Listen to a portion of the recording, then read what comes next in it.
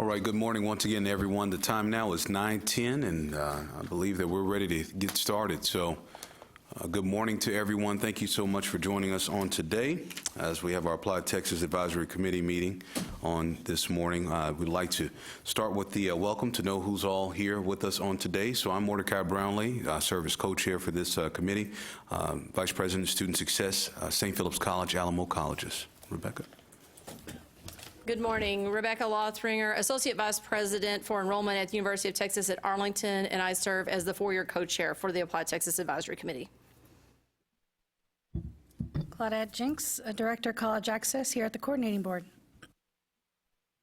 David Muck, I'm a Principal Software Developer Analyst at the University of Texas at Austin and the Applied Texas Technical Team Lead. I'm Graham Chapman with the Applied Texas Technical Team. Miguel Vasilevsky, UT Austin, Director of Admissions.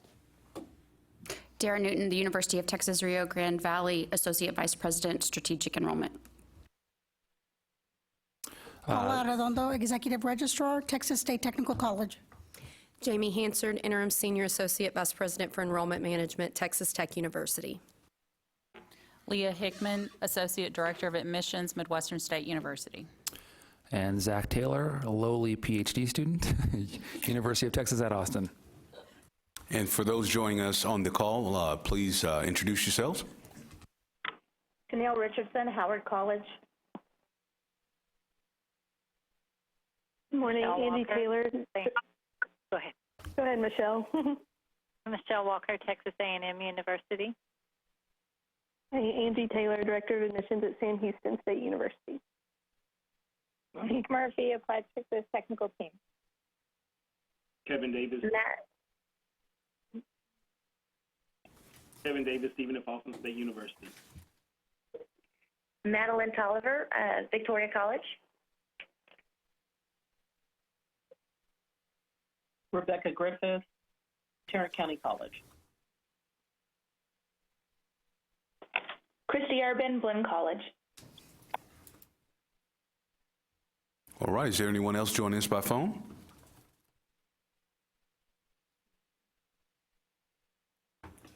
Okay. All right, very good, very good. At this time, good morning again to everyone. We'll get started here with Rebecca for B, review and adoption of minutes. So if everyone will take a look at the packet that was provided for us by the Coordinating Board, within that packet we have minutes from the last meeting. If you'll take a few minutes to go through those minutes and make sure there are no corrections or to be ready to give us corrections, we will give you a few minutes to look at that, and then I'll come back and ask for any changes.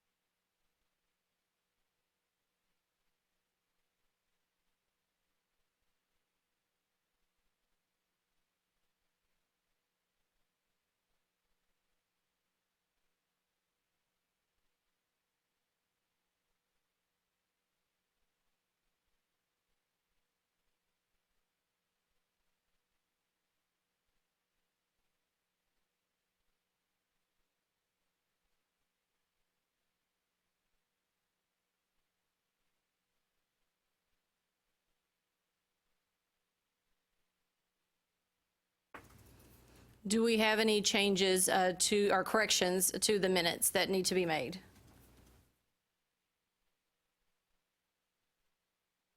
Hearing none, do I have a motion to accept the minutes as posted? I'll make that motion. Thank you. Accept the minutes as posted. Thank you, Jamie. And a second? Second. Thank you, Dara. All those in favor, say aye. Aye. Any opposed, same sign. Aye. Sorry, guests on the phone, I'll be a little bit slower. Any opposed, use the same sign. Very good, minutes pass. Mordecai, back to you. All right, thank you, ma'am. So moving on now to updates for subcommittees. Strategic planning. Miguel, glad to have you with us on today. Yeah, no, thanks for having me again here. So we were able to meet with the appropriate committees. Claudette and I had a conversation with the full committee that reviews surveys here at the coordinating board. We had multiple surveys that were provided to them, and they had very, very good comments. And so we took their comments, went back and made a substantial amount of modifications to it, and all really, really good suggestions from them. We gave that back to them. There was a slight delay in getting it back, but we just got it back in February, the comments from them. So they I guess it would be seen as a final approval of what's on that survey. So we can now work towards getting that survey out and gathering the results. We originally had, I think, 4 different surveys, and we've combined them into one that will be used with some skip logic so that we don't have to manage multiple things. And there's a lot more consistency between the questions being asked of folks so that we can measure that, see what people have to feel about the Apply Texas application. We expect that to go to counselors, high school counselors, the college representatives, students, and parents, and we'll be giving that out probably, I would imagine, in the next few weeks or so we'll be able to release that, but I'll be talking with Claudette to make sure that we're following all the procedures for that. So that's a big step in us getting the information we need to be able to finalize the report. We do have Zach Taylor here today so that he can provide some of the information. It was requested that he basically give a summary of the information or the presentation that he gave earlier this year, and he'll also be here for some questions related to that. So I'll turn it over to Zach at the moment. Great.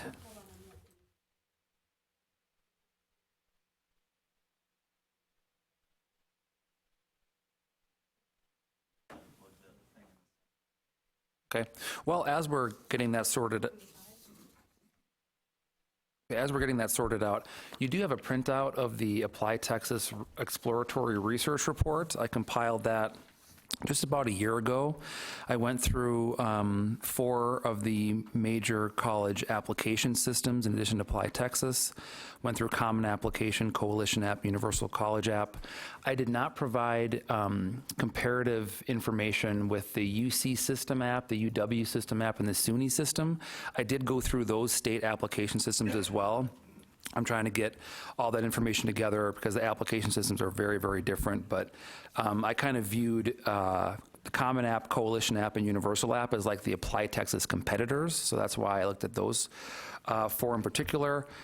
Some of the information in the report is just taken verbatim and put into the PowerPoint this morning. So if you want to explore some of that information on your own, you can feel free to do so. A lot of this research came from just working with high school students in Wisconsin and then in Texas, and kind of seeing firsthand some of their struggles through the application. And as a graduate student, when I applied to UT Austin, I used Apply Texas to apply as well.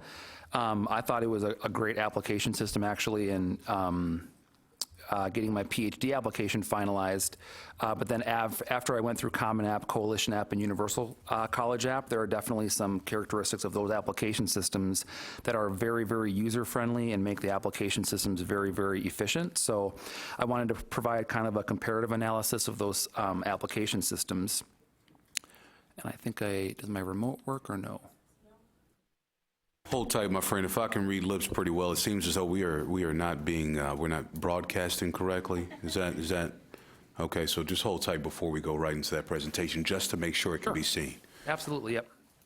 And actually, if you want to just thumb through the exploratory report, and if you have any questions, that jump out at you, we'd be happy to take questions right now. That's totally fine. For those on the call, Friday, you would have received this by email, so this would be in one of your attachments. Zach, I know one of the questions that has come up in our discussion here is when you were doing your research with the Applied Texas application, which universities' applications did you use? Yes, it was Texas Christian, and that was just a random selection, and I know that each institution has different questions that are added, kind of like supplemental material. So that is kind of a delimitation of this study, is just using that one system. But then there are actually some pretty cool implications for research if I did have access to every institution's questions, which I could do. I could go through the application 250 sometimes or whatever and get all that information. But if it was in a standalone document, that would be really helpful. But to your point, yeah, it was just TCU, and that was a random selection. And was it undergrad and grad that you researched? Just undergrad. Just undergrad? Just undergrad, yep. Okay.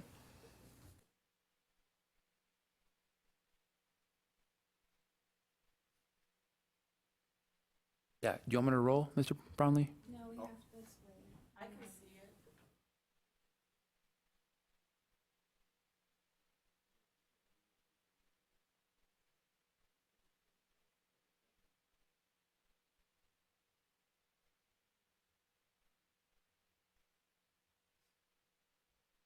Everyone, my apologies, my microphone was not on. We're going to, Claudette is walking back there to the media booth just to make sure that we're ready to move forward. So if everyone can just hold on for one moment. Thank you. And Zach, thank you. Yeah. Well, I have another question. Yes. So since we use TCU for Applied Texas, did you also use these other applications with TCU to have a comparison across the board? No, so in those application systems, you don't have to select your school right away. You can fill out most of the application without selecting a school. So before any of the submission of Common App, Coalition App, Universal College App, all those specific questions are at the very end. So that was just a random selection of schools. I didn't use TCU for all 3 application systems because TCU doesn't take the Universal College App. Right. So it was just a randomly selected school. But you did go through the questions at the end for the ones that you selected, Yes, correct? exactly, yep. Yep. I have another question, Zach. How did residency factor in when you were looking at all the applications related to like Texas residency and those pieces? Yep, I just did Texas residency for everything, just as if I was a Texas student looking at undergrad institutions and exploring schools. Miguel, I have a question for you. So now that we have went from 4 surveys down to 1, is there a proof of that one survey in its draft form available for us to view on today? There is. I can forward it on, whatever is the appropriate method to. I can send it to Claudette. I mean, it's basically the last one with some corrections, but I'll send it to her and she can distribute it. Thank you, sir. Yeah. Are we good to go, Claudette, or we're still waiting? Yes. So it appears that. This is Rebecca Griffith. I just wanted to point out, I've got the link open to watch the meeting, and it's saying that it's going to start at 11 a.m. Yes, and that It's was. live in 96 minutes. Yeah, that's what I was notified, and that's what we're trying to fix, actually. Just so you all know, there's a couple of staff members out sick today, ISS staff, so they're kind of helping us as best they can.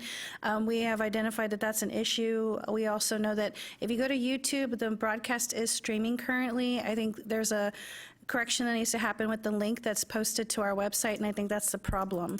And they're fixing that right now, is what I've been told.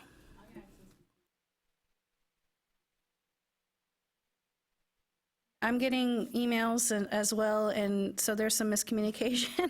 I don't know, they're correcting, from what I heard, they're correcting the issue, so we could, that's probably the reason why it's not broadcasting, because of the timing, but I think they're correcting that issue now. Are we okay to move forward, Claudette, or are we waiting till 11 o'clock? No, we're not waiting till 11 o'clock. We need to go, keep going. The only thing is I don't know if it's recording. And that's the biggest piece, broadcasting and recording, because we're obligated to do both. So that's why we have to wait. We're going to wait, okay. Not until 11, but we're just working out the details right now. I need to get a go from somebody who's going to text me shortly, I hope. Claudette, this is Rebecca Griffith again. Would it be possible for you to email out the direct link to YouTube? Because when I'm just searching in YouTube, I'm not finding it. They said we are streaming, and I'm going to try to see about sending out this link to the current committee, but we can keep going. Sorry? If you search for Applied Texas Advisory Committee, you should find it. That's how I found it. Thanks, Michelle. Sure. Right, the coordinating board has its own channel, and so you're able to find it if you Google Applied Texas Advisory Committee. You should find a link that's live broadcasting currently, and we are streaming right now. So we can continue the meeting. Yes. All right, Zach, again, thank you for your patience, and we will continue with Zach on this report. Great, okay, so if you can advance, you can just advance the entire slide through to the very bottom. Great, awesome. So in this kind of comparative analysis, I looked at Applied Texas versus those other 3 large national level application systems. And what I did is page by page, I extracted text to calculate how long the application was by word count. I also, just using my desktop computer, started a timer. I had written down a fake student profile so that I wouldn't have to think about what information I would input to the application. So I had the same fake student profile created so I could start the application from beginning to end, and I calculated how many minutes it took me to complete it based on the fake profile that I had created to complete each application, the length of the application by number of clicks. So every single time I had to fill in a form, I had to select a state of residence, I had to select a school. Every single time I clicked the mouse, I logged that. I took the text at the very end of the application and calculated the readability of the entire application text. Whether or not the application had been translated into any other languages. There were some exploratory materials that some institutions had provided for the common application that were translated, but most of the application systems were not translated.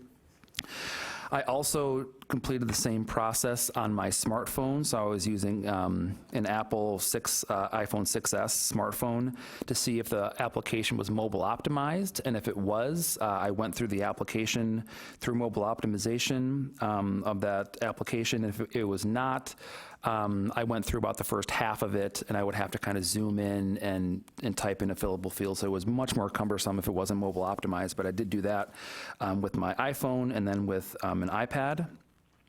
I also used TNON web accessibility software to understand if the application was web accessible for students with disabilities. So as Title IV institutions, as a public governmental entity, all of the communication must be WCAG 2.0 standard compliant, which is written into the Americans with Disabilities Act. And I wanted to make sure that the application was also accessible for all students and all learners.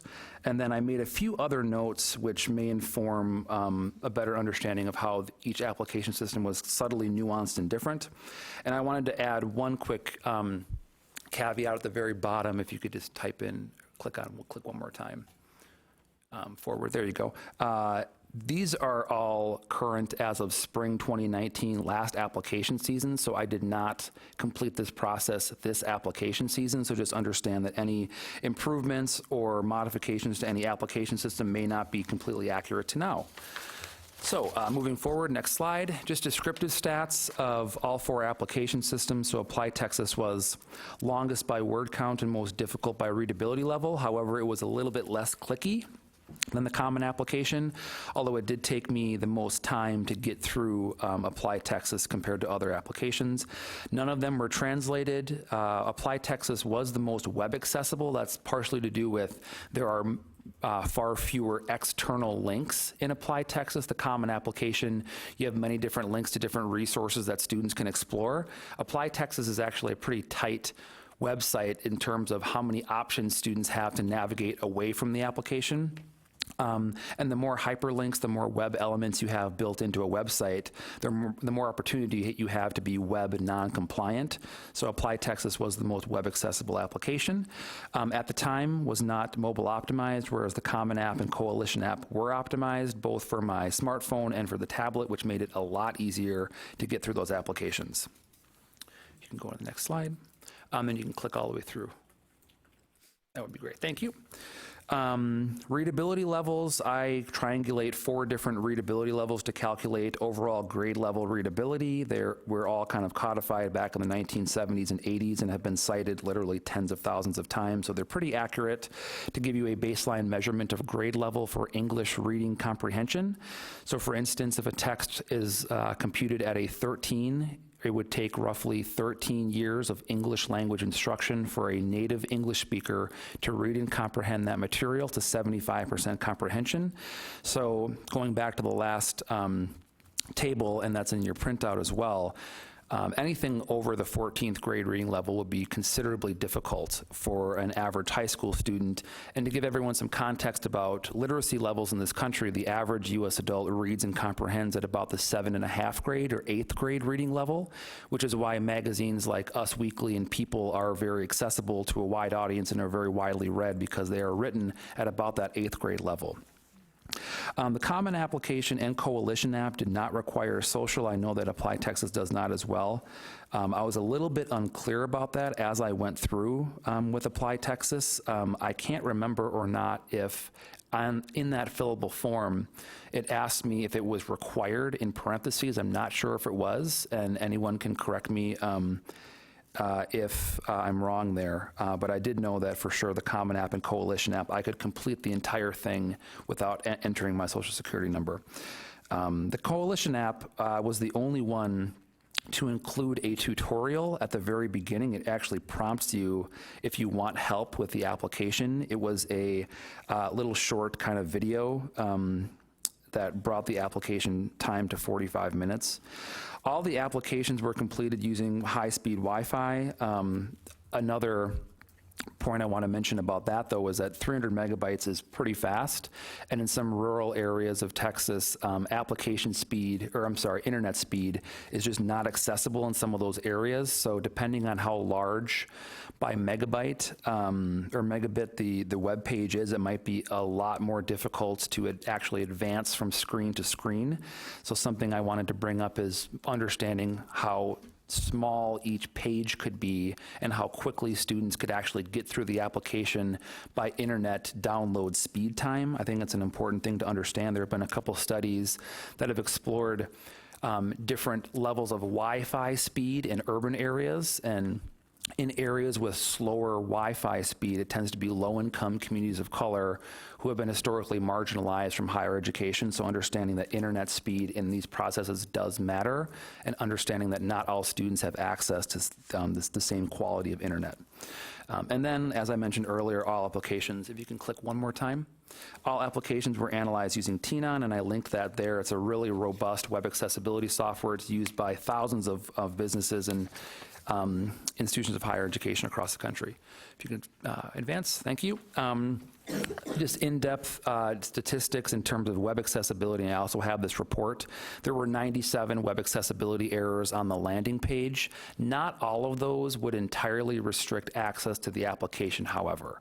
So there were WCAG 2.0 level AA errors that does make the application non-compliant with ADA. However, that doesn't mean a student using a certain assistive technology could not get through the application. It's just that the software found that there was missing bits of information in that application and in that landing page. One of them was just adding an informative text to hyperlinks.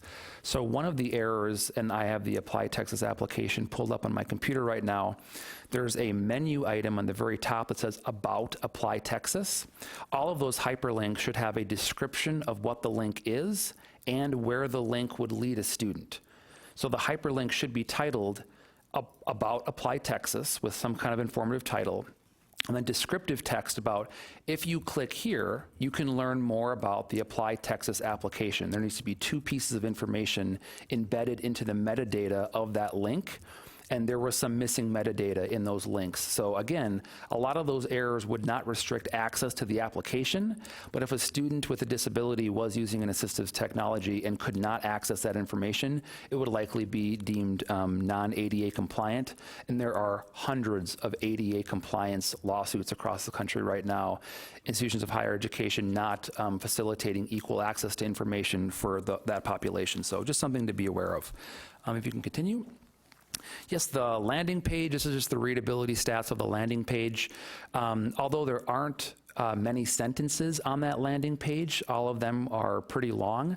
For instance, one sentence I'm reading right now is off of the landing page for Apply Texas. It reads, essay prompts for U.S. freshman and international freshman applications for enrollment in summer 2021, fall 2021, and spring 2022 have been posted and are unchanged from the previous application cycle. That is a very complex sentence that reads at about the 19th grade reading level. So just that one sentence on that landing screen might be really difficult for a student to read and comprehend. But as of last year, so as of 2019, it read at about the 15th grade reading level, 14.6th grade reading level. If you can continue. This is information taken, just wordy items and instances of passive voice inside the Apply Texas application itself. So the software that I use is called Readability Studio. It's a really robust kind of quantitative linguistic software program that I took all the text from the Apply Texas application, I uploaded it into Readability Studio and then ran kind of some summary stats, and it picked out all the wordy items. So just one quick suggestion, changing the word create to make, additional to added or extra, program to plan, required to needed. It tries to find the most simple synonym for those complex words, and it suggests alternatives. So that would be a really easy way. I did a kind of replacement experiment, taking all of those wordy items and actually using the simpler synonyms, and it actually decreased readability by about 2 full grade levels. So it, those individual words do matter. It can definitely make the application more readable. On the right-hand side are just instances of passive voice, and generally when you use passive voice in a sentence, this is going to be a little bit of grammar nerdiness, but you have to use an extra auxiliary verb and generally another conjunction or a preposition to connect the subject and the verb in a sentence. Long story short, using passive voice tends to add 2 or 3 words per clause, which if you stretch that over a 400-sentence document, you're getting into thousands of extra words that you don't need in a sentence. So writing in active voice is generally preferred. It's not always feasible to write in active voice, but I did do a replacement study on this information, and writing in active voice did decrease the reading level by about 1 grade for the entire application. So combining these two techniques of replacing wordy items and then changing passive to active voice, I was actually able to shave off 3 full grade levels for the application. So that would have brought it down to about the 11th grade level, which might have been more appropriate for prospective undergraduate students using Apply Texas. You can move on to that. Yeah, you can click all the way through. Thank you, Miss. There we go. Other notes, I did take token type ratios. That's a measure of kind of word diversity, lexical diversity in an application. If you're writing a sentence back to back, something like, I like college, that token type ratio would be 100% because those words are used multiple times. You want to have a higher token type ratio, closer to 100, means that you're using a less diverse lexicon in your writing. And Apply Texas had the lowest token type ratio out of all the application systems. It was also the longest, though, so there's that additional caveat. The Common Application, I thought was very clever. It uses a similar software that Google Docs and Google Drive uses, that it automatically saves your process every single fillable form you complete. So those fillable forms detect text in that field and saves that progress automatically. And as of 2019, when I was completing Apply Texas, you had to click to save, and your information wasn't automatically saved. So that was one I thought really interesting and really useful like technological aspect of the Common App, is that it saves your progress as you go, which could be helpful for students to kind of persist and complete the application. Internet speed may greatly affect the time it takes to actually complete the application, especially on mobile devices when Wi-Fi speeds are not as strong as like home Wi-Fi speeds. And Apply Texas was not mobile optimized, so there was lots of bringing up my phone, using my fingers, pinching and zooming in, and then clicking on a form, and then zooming out, scrolling down, zooming in, clicking on a form. It was really, really cumbersome to get through the first few pages on a cell phone. I'm not sure if that has been mobile optimized now, but as of completing the application, it was not mobile optimized. If you can continue. You can click through all those. So possible future research that I was just kind of brainstorming, and I've talked to Miguel about a little bit, is just, and to your point, Rebecca, about what institutional material I used, having access to every single institution's questions specifically to the application, I would be able to calculate the mean and standard deviation of how complex the questions are and how long the questions are by word count and by click. And then I could provide those institutions with baseline measurements about, here's what the average school in Texas is asking by readability level, word count, and click, and then providing metrics to that school about, you are this much more difficult or this much longer by word count or by click from school to school. So schools would have an understanding of how difficult their questions are to read, comprehend, and click through compared to other institutions. That would be fantastic, and I could do that literally in probably 48 hours and have that back to you. Networking with all the diverse language populations in Texas, as our systems continue to diversify, I really strongly believe that polylingual websites are kind of the future of higher ed.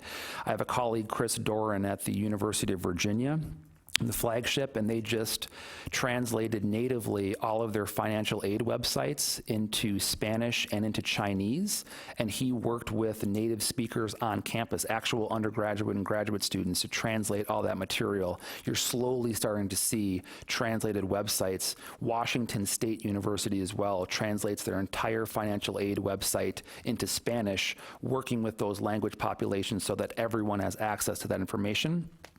The common pushback I've heard is that students ought to be able to speak English to attend English predominant institutions. However, we know part of the college selection process and exploration process intimately involves parents and support network members. So college communication in many ways is not meant just for students, it's meant for their entire support network and family. And if we're not speaking in the language of those support networks and families, we're gonna kind of continue to kind of ignore all the rich diversity they bring in terms of their linguistic identities. I'd also love to do A/B testing with students, asking them to complete Apply Texas on a computer and then complete Apply Texas on a phone, and have different kinds of students apply using different application processes, just kind of usability. I'm not sure if that work has been done, but I think it'd be fascinating to actually witness a student go through the application process using different technologies and see what works for students and what doesn't, and what they feel is cumbersome and what they feel could be improved. You can keep going. Yep, you can click through that entire. One more picture there. There we go. So possible paths forward: mobile optimizing the application, translating it, making it web accessible, auto saving by fillable forms so students don't lose progress if their internet connection cuts out, etc. Understanding where students click and then what pages they hover on for the longest. That would be a proxy of application difficulty. If we know that students can get through the first 3 pages, but something on the 4th page is longer and more cumbersome, understanding where students kind of get tripped up would be really, really helpful. Doing something, I envision Apply Texas being a smartphone application, like a downloadable app.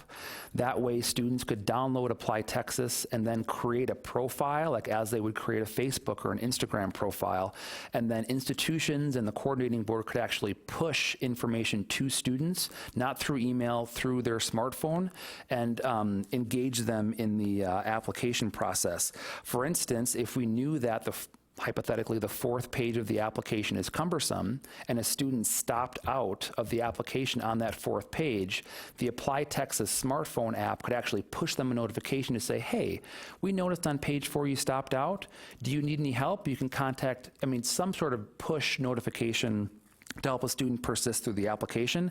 And then on the back end, if it was a smartphone application and a student is admitted to a school in Texas, that institution could provide a really customized, nuanced admission decision message to that student, reaching them, where they are on their smartphone. That could be really, really special, make it really personalized, really unique, and I think it would really help yield and keep students in Texas.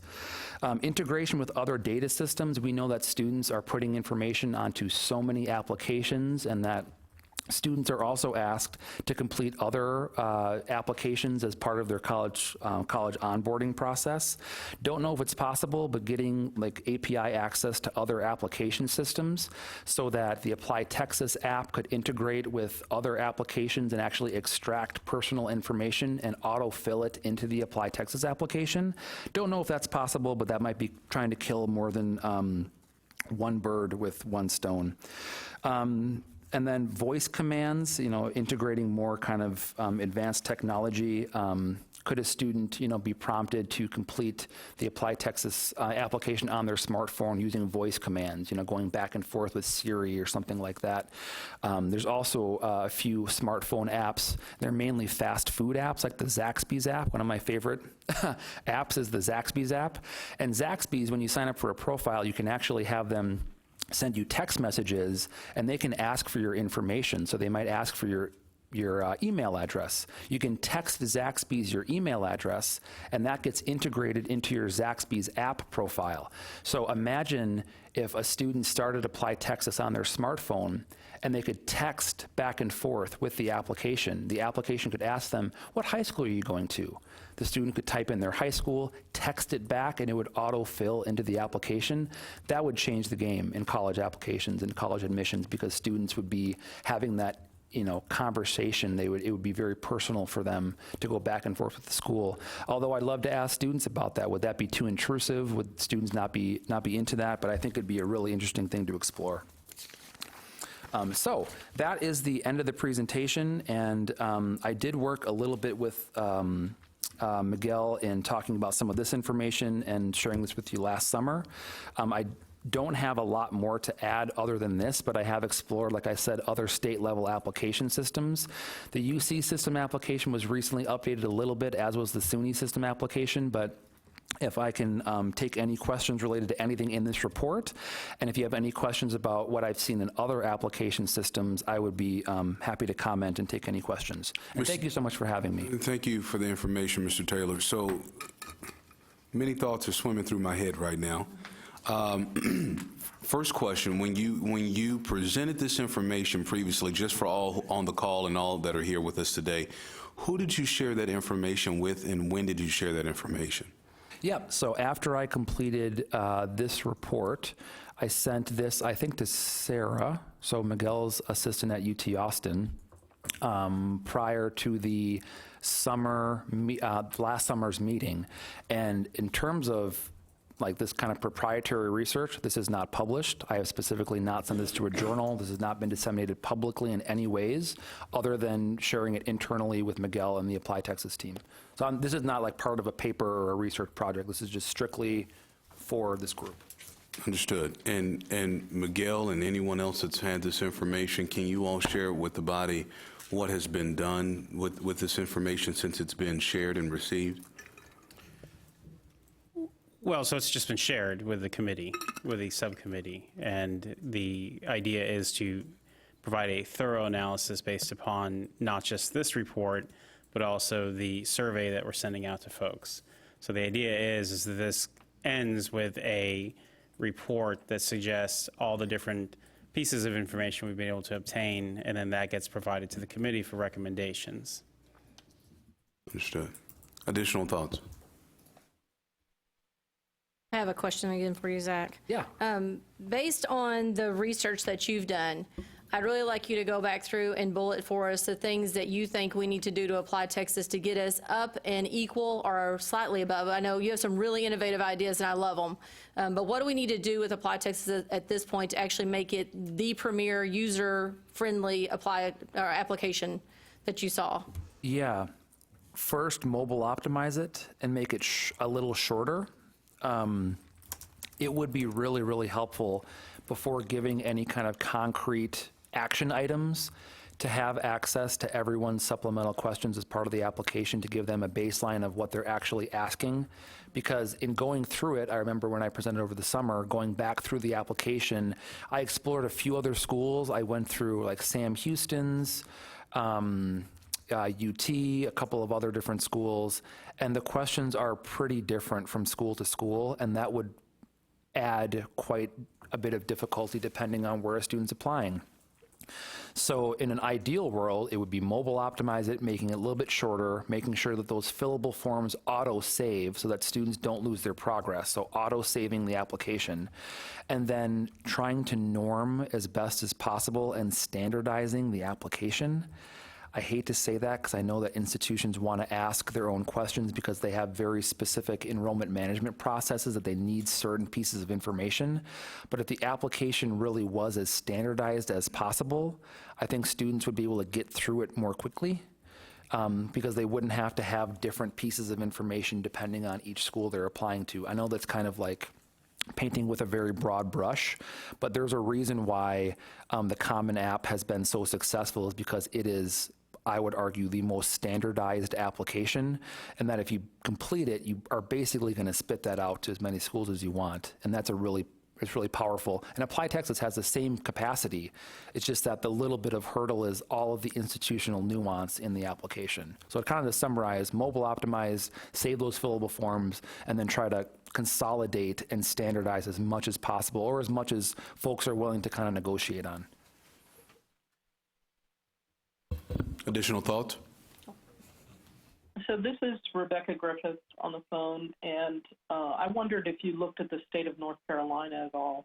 For those of you that don't know, the state of Carolina has a statewide application, but in addition to that, one of the things that makes it a more seamless and uniform experience for the students is that the state determines residency, not the individual institutions. So I wondered if you looked at that application tool. It's actually run by like the Foundation of North Carolina, but it's the state of their state application. Yeah, as I'm looking at it, is it the College Foundation? Correct. CFNC.org? Uh-huh. Great. I basically prioritized application systems by size. So I was looking at really large systems like the UC system and Texas, obviously. I would be happy actually to do an analysis of this website as well and this application system. To me, it doesn't look very web accessible. There's a lot of links. The font is very small. It doesn't look that navigable, but if there is something that is in that application system that should be usable or could be usable, I'd love to explore it. And does that go to all, is that all Publix in North Carolina? That is correct. Wow, okay. And again, one of the reasons why we ask some of the supplemental questions is because the state mandated residency questions do not cover all scenarios, in particular those dual credit scenarios. And in fact, the application doesn't do a whole lot to address dual credit scenarios. And that's becoming more and more a big part of our admission processes, especially at community colleges. Agreed. Any additional thoughts? I just wanted to share it. To your point about notifying students if they're stuck on a page of an application, that currently is in existence in the counselor suite. So the counselor, again, it's whoever has access to the student level data, but there is already an existing piece where if a counselor were to see a student was stuck on a certain page of the application, it's there for them by student, by each institution. But I do like the idea of the push notifications. That would be definitely an enhancement to talk to the student about that, because that information's already there. Absolutely. And to your point about that, there have been some really cool studies that are starting to look or interview high school counselors and college counselors at that level. And with a caseload of like 350 to 400, like the human capacity to go through applications. So to at least augment the human resources, absolutely. Like when you're stuck not having to rely on the, And the agency did a while back consider the auto population and from FAFSA information.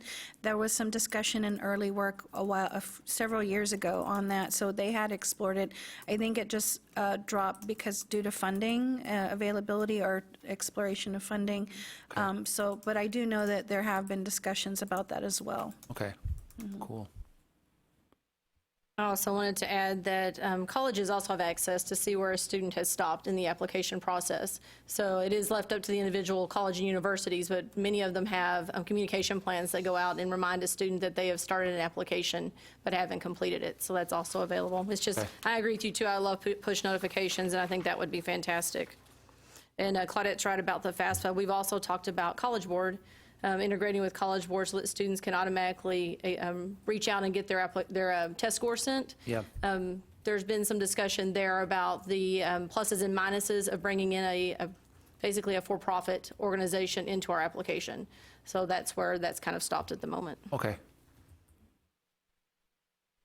For the record, I'll say what a bit of my thoughts were in regards. Thank you for the presentation. Absolutely, sir. Yes. Yeah, the great presentation, great information. I hope that us as a body, that not only do we just take this presentation and internalize it, but that we actually build some urgency very quickly around it. As we all know, or should know, the census is for 2020 is getting ready to go live here in about, I think, less than 40 days at this point. Materials begin to be mailed to the homes about March 15th-ish, and will continue for quite some time. And I know I serve on a complete count committee for the census, and so it's given me an opportunity to be exposed to some interesting census information and looking at trends as we look to close the gap on completion for census. I'm bringing this up because as we look at the trends that are shifting in our communities here just within the state of Texas, as well as where we're projected, bless you, where we're projected to be in the next 10 to 20 years, it is so important that now is the time that we begin to look at our language, look at potential barriers in design towards academic attainment and achievement, and we begin to talk about social mobility and equity and closing those equity gaps, that we begin to look at these systems like this that we have in place that are essentially creating barriers, not only for those that are looking towards social mobility, but certainly for within our institutions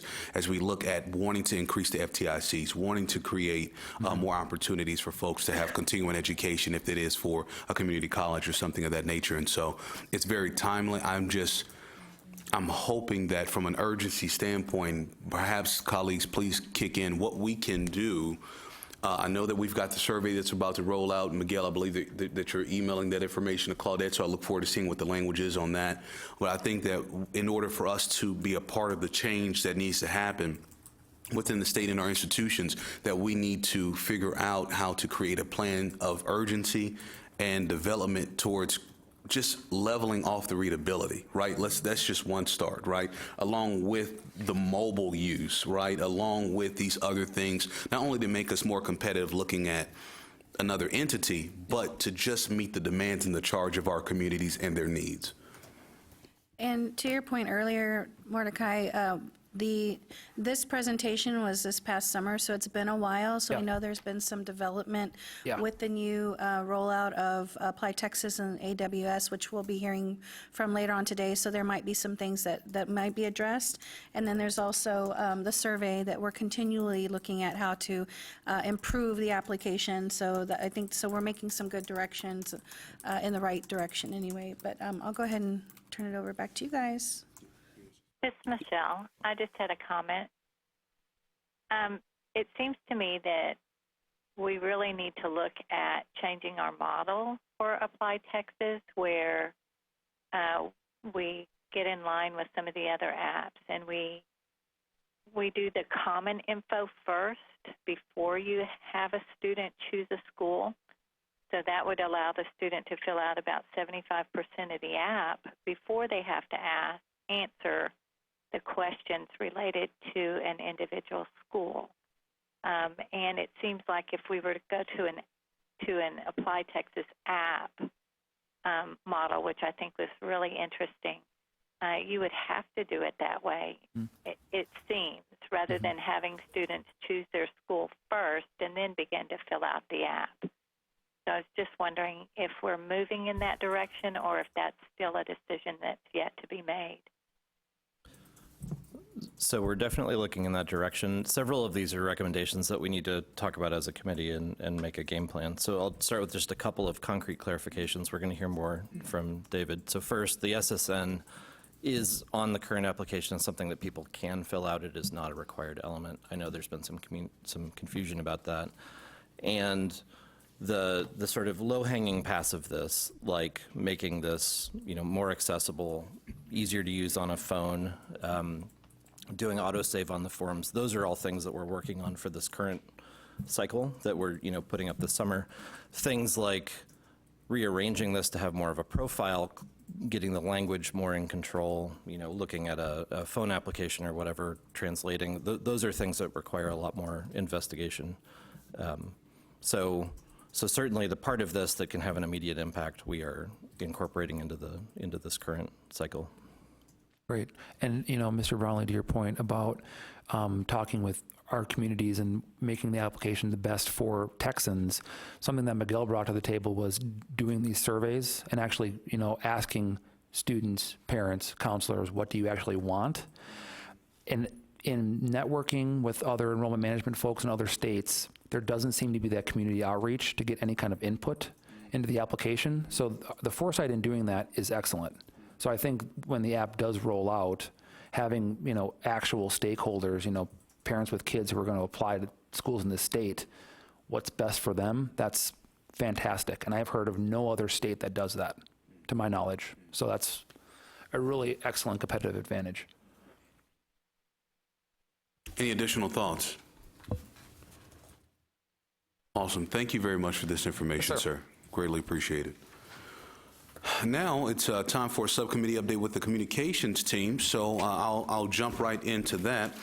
So at our last meeting, there was conversations about the development of a subcommittee communications team, which, for the sake of a title, I'll say chaired by myself. And then we had some other team members or colleagues that decided to participate as well. Ms. Dara Newton, Jamie Hansard, and Rebecca Lothringer. And so together we've been in communications over the past several months working with Claudette and having conversations to make sure we had census as a group as to what would be our next step forward.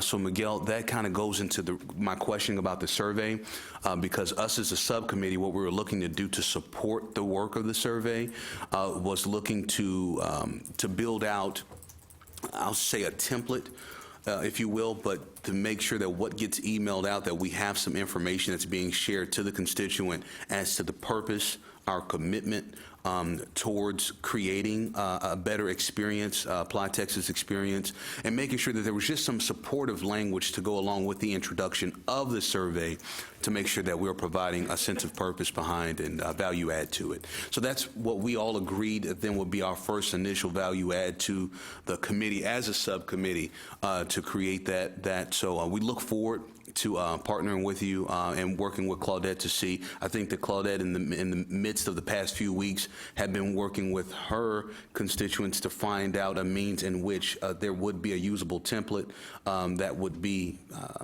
be of use, that we can easily insert and begin to distribute in addition to, along with your survey. Subcommittee members, is there anything else that you all would like to add? I think one of the other things that we discussed, and it's already been addressed, which is great, is that we discussed the need of 4 surveys versus 1 to make it more standard across the board. And so I was really glad to hear that it's come down to 1 survey.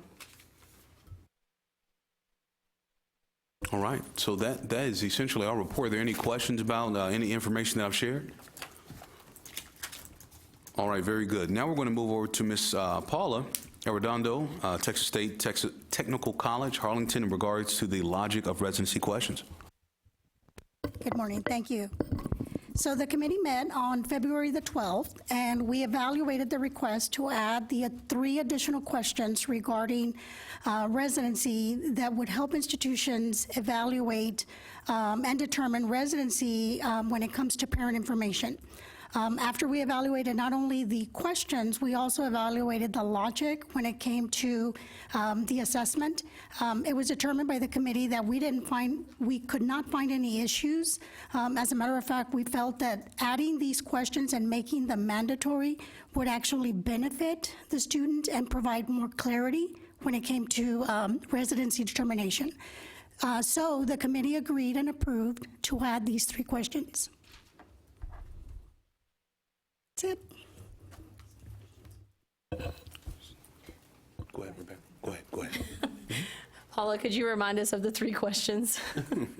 Yes. So the 3 questions were pretty much, when it came to parents, it was asking them to, when it defined where did they live in Texas, how long had they lived in Texas, and then it asked additional questions about, I believe their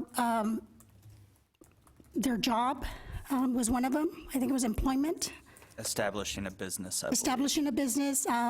Do you have those 3 questions by any chance? I'm sorry to put you on. Okay. Oh, they're in the spreadsheet. They're all related to the parents' establishment of domicile in Texas.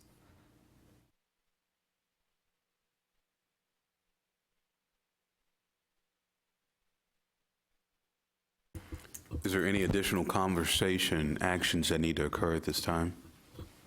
Go ahead, Claudia. We're going to be talking, so it seems like the subcommittee has approved that. We'll move that to item agenda E. It's up for discussion at that time, so you guys can vote all at that time on all the other items as well. So now that we have the update from the subcommittee that that's what's wanting to move forward, David will bring it up and you guys will vote on it. Okay, thank you.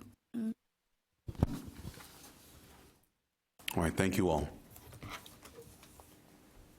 Now we're going to move over to Rebecca for item D, update for Applied Texas Technical Team. And I'm actually going to ask the committee at this time if they would like to take a break, as we know that this next section tends to take a little while. I think we should. I'm seeing some yeses. Okay, let's take a 10-minute break, so we'll be back at 10:16. Thank you, everyone.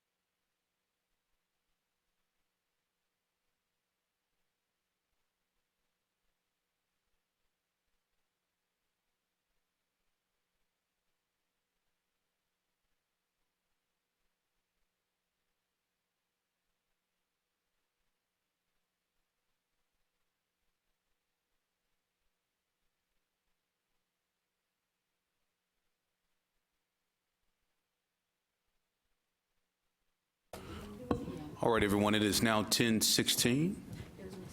Our technical team, are we good to continue? Just making sure we're still good to go. Awesome. All right, we're going to turn this back over to Rebecca. Thank you and welcome back. The next item on our agenda is the update from the Applied Texas Technical Team. So David, I'm going to yield the floor to you. Thank you. I'll just start with our two recurring requests. If anyone would like to participate in additional daily application deliveries, please reach out to our help desk. And we also want to encourage more high schools to participate in the transcript request service that we maintain in collaboration with the TEA. For the incomplete fall 2020 semester, so far we're down 1% on submitted applications from the same time last year. We did complete the request to auto-populate parent address 2 with the same address as parent address 1. The proposal... Can I ask a question? Sure. On that being down 1% on applications, is that across the board or is that specific to the 2-year or the 4-year? That's across the board. I believe 2-year is actually up 1% and 4-year is down 1% or 2%. Okay, thank you. Sure. The proposal to add an audit that requires applicants that have indicated they have college credit hours to enter the name of the previous or current institution. I believe this one should actually be agenda item E now that I'm looking at it. I think we had decided we needed more discussion on that item. Installing the College Board integration to allow applicants from within Applied Texas. I believe last meeting we decided to table that until next cycle. At the request of the coordinating board, we tested the integration of a widget called ADVI, or ADVI, into Applied Texas that will provide automated responses to common questions from both applicants and counselors.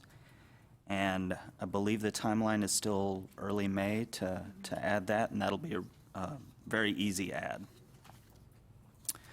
And then I thought I would spend a few minutes showing you all what we've been working on in regards to the applicant site. So I'm going to move over there.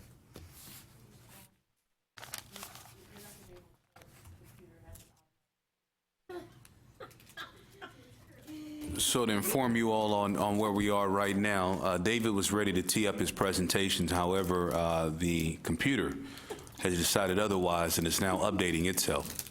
At 15%. Oh, 18. And it's at 18%. We can continue to give you updates on the percentage of completion. Otherwise, we are trying to see what we can do. He is a part of the technical team after all. All right, go for it, David. Thank you so much.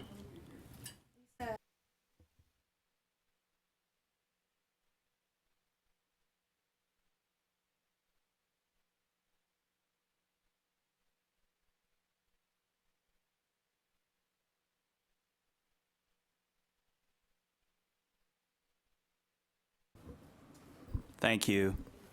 I think there were difficulties earlier broadcasting what I'm about to show, so I'm not sure if those got worked out or not.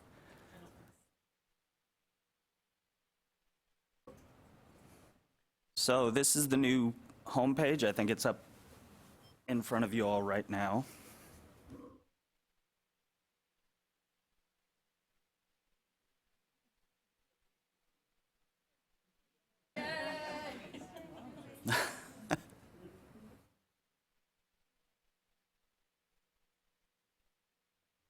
Can someone on the phone let us know if you can see what David's showing?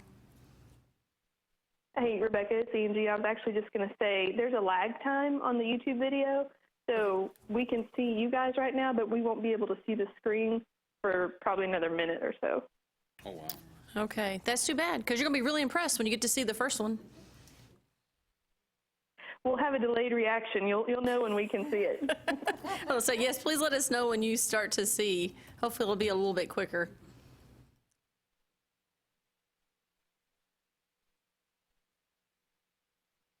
They said they can't see it until the computer is restarted, so we might have to wait a few minutes.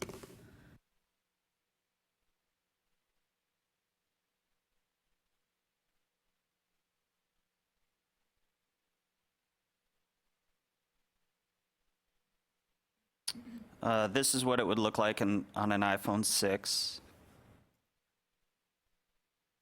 iPad. It is mobile optimized.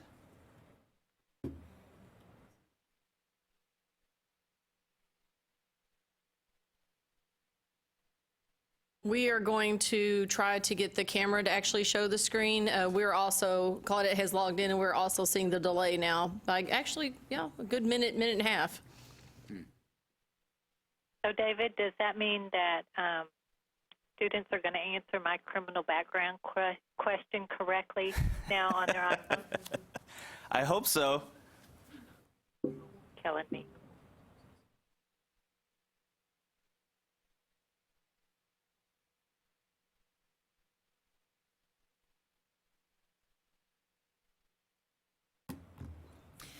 So those of you on can see it. YouTube, we can, That's great. we have a camera trying to adjust right now, but this is the overall look of it right now that we were all very impressed with. Looks great. Should I continue?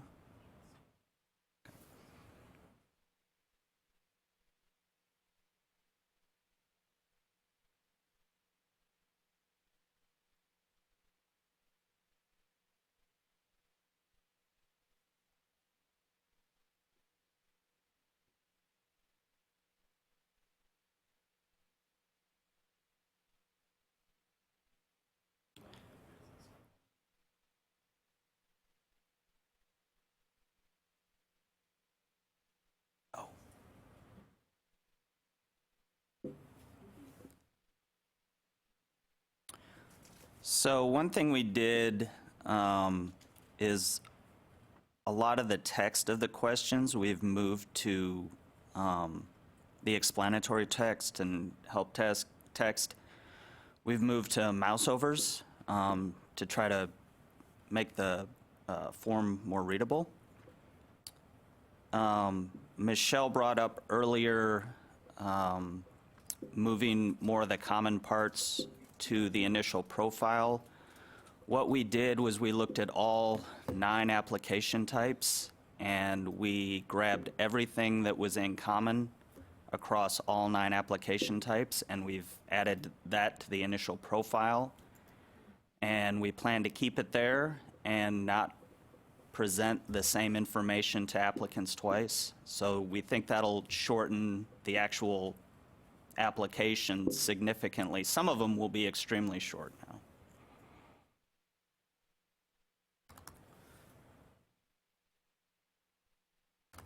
There's a lot more front-end validation going on.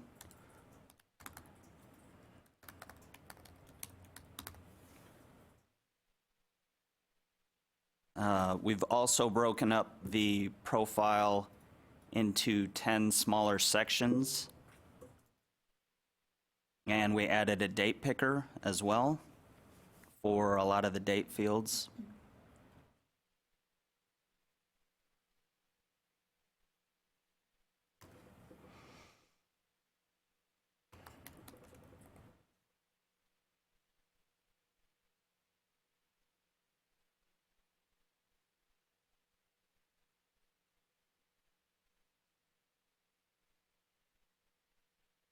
Applicants will only be presented some questions depending on how they enter others. The biggest challenge with this was the Texas residency and preliminary visa information. We have added logic to determine which of those sections they'll need to fill out as part of the profile. And so later on, in this current example, I've indicated I'm a U.S. citizen, so later on I'll be presented with the Texas residency questions.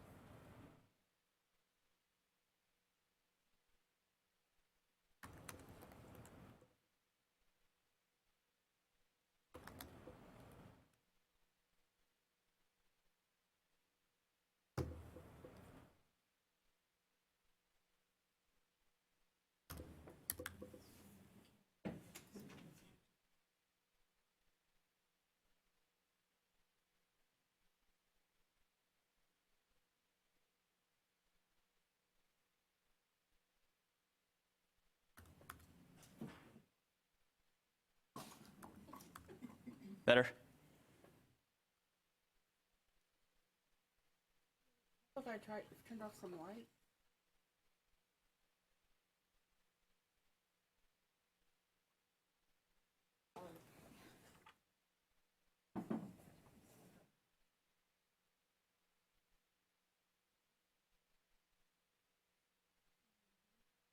For those of you on the phone or tuning in, we are actually working on trying to make it a little more readable.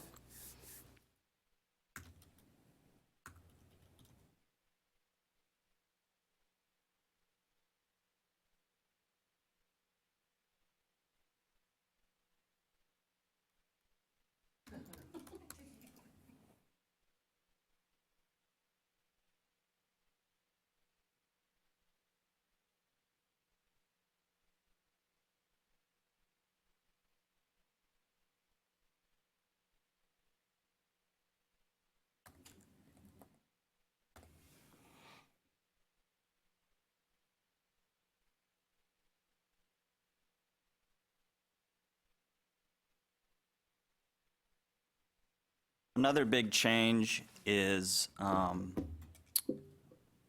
in the current application, the high school and college searches pop open separate windows.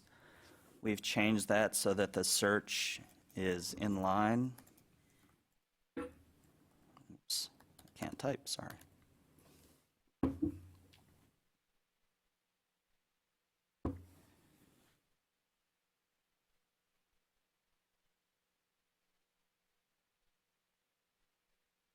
They still have the option, if they've attended multiple high schools, to enter more high schools.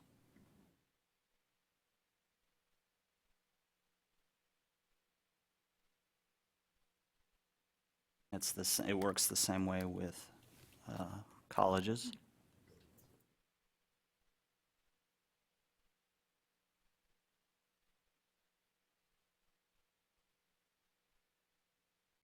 They can also enter additional previous colleges if they've attended more than one. And then the last section of the profile is the residency section. They're presented this depending on how they entered the U.S. citizen, U.S. permanent resident questions. They'll either be presented with this section or the current preliminary visa section if we determine they need to answer international questions. We think adding all of this information will, for one thing, reduce the size of the actual applications that the students fill out. We also think by collecting all this information up front, we'll be able to better guide them to which application type they fill out. We still have instances where applicants select the wrong application type, and then they get a page or two in, and they've done some work that they need to go back and correct, or in some cases they even submit the wrong application type, and we'd like to help alleviate that.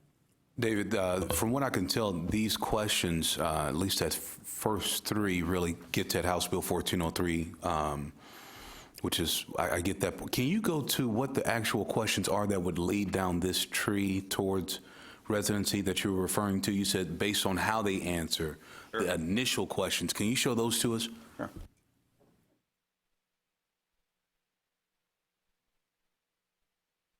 So they're the same questions that currently appear on all the the Texas residency questions are the same questions that appear on the current domestic versions of our applications. So U.S. freshman, U.S. transfer.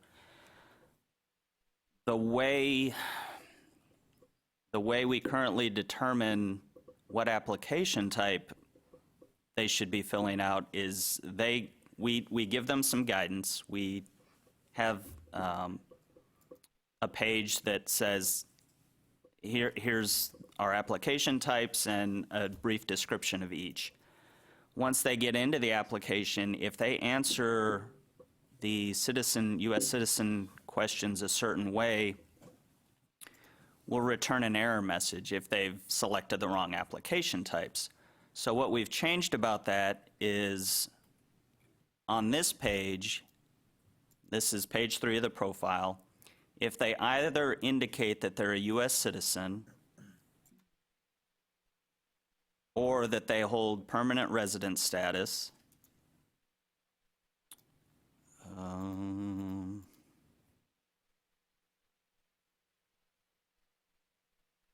or that they have an application for permanent residence pending,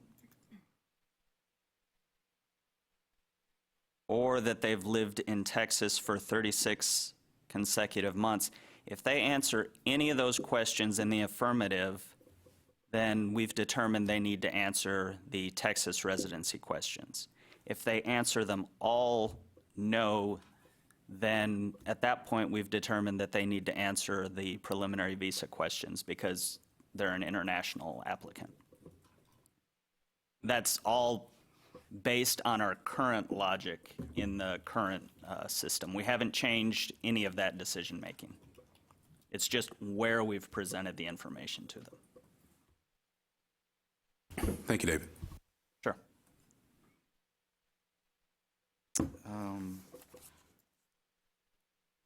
See what else I had.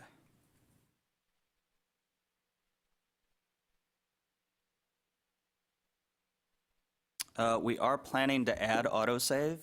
We don't have that installed yet, but we're planning on adding that.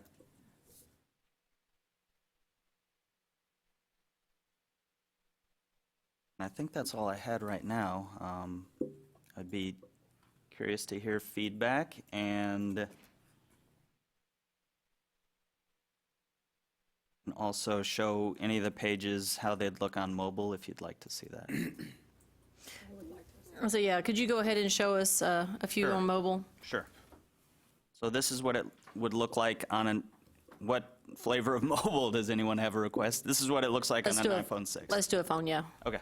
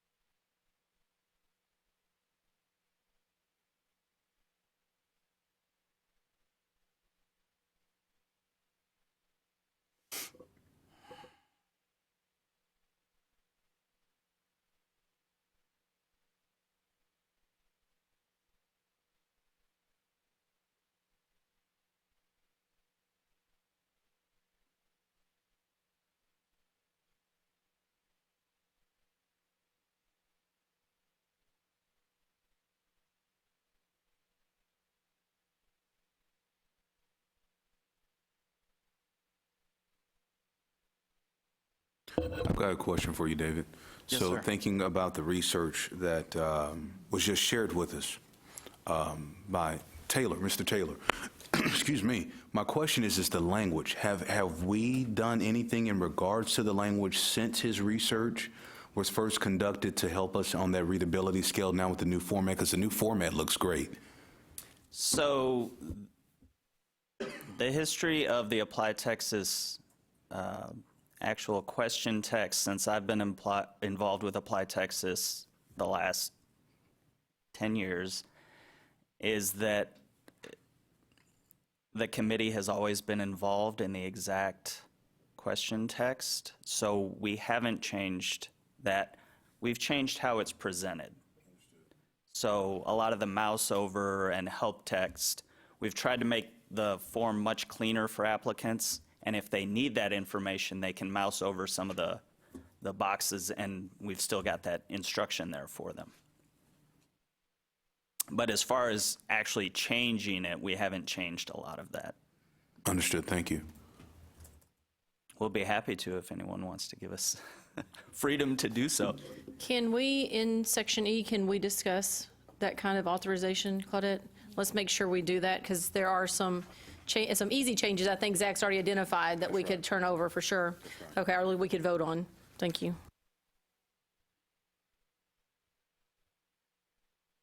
I want to echo what Mordecai said. This looks fantastic. I know I'm very excited.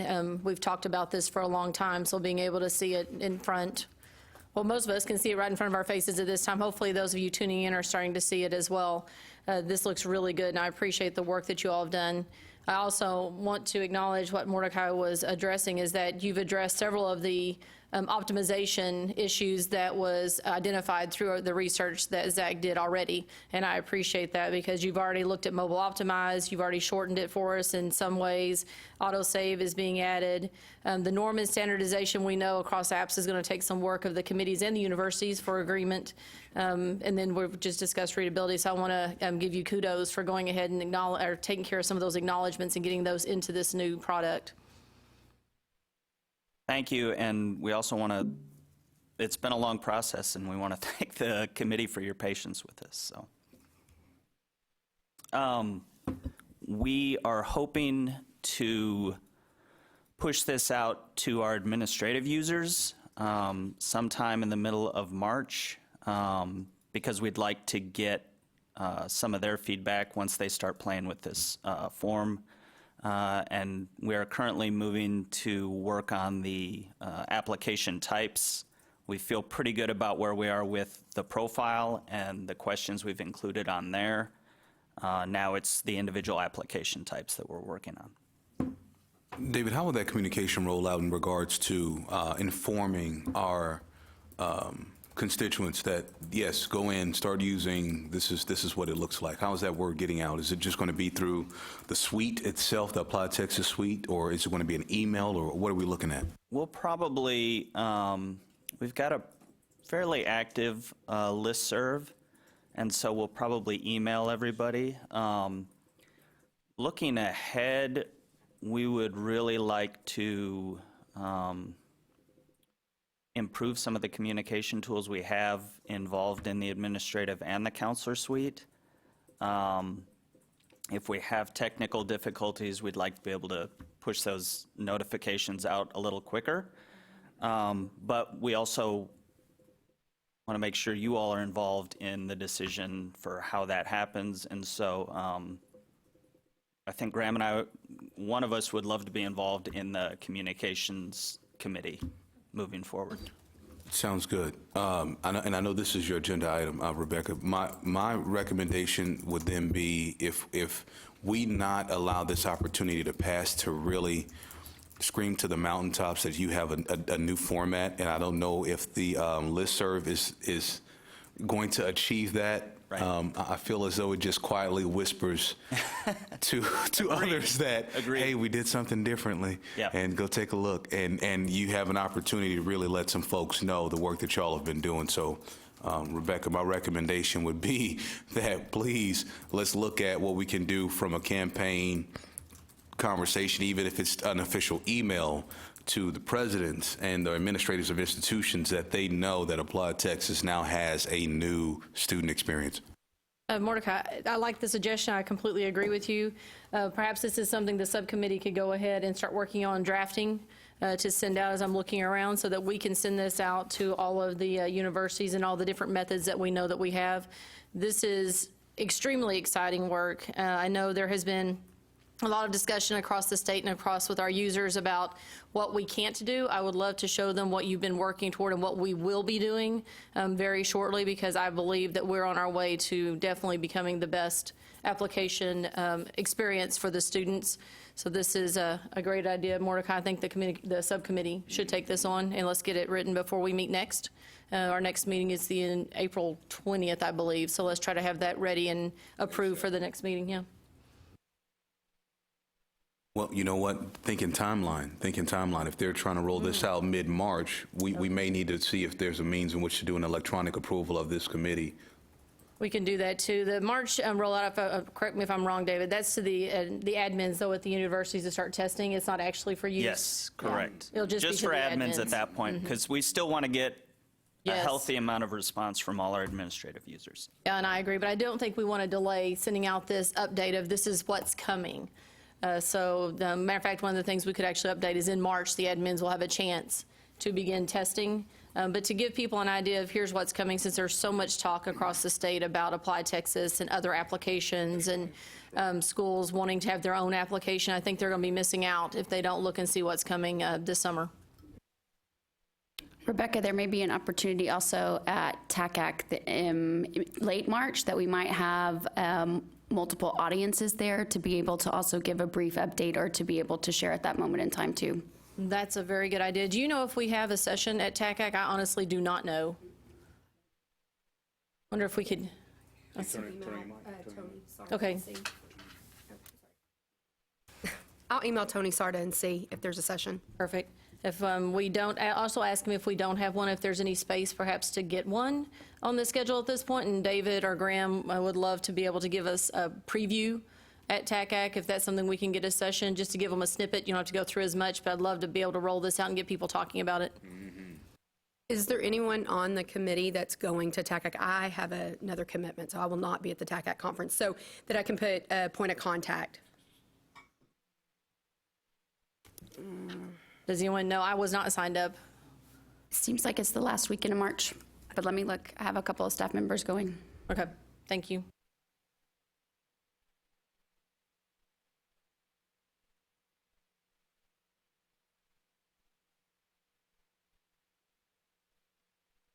And that's all I had, unless anyone has anything else.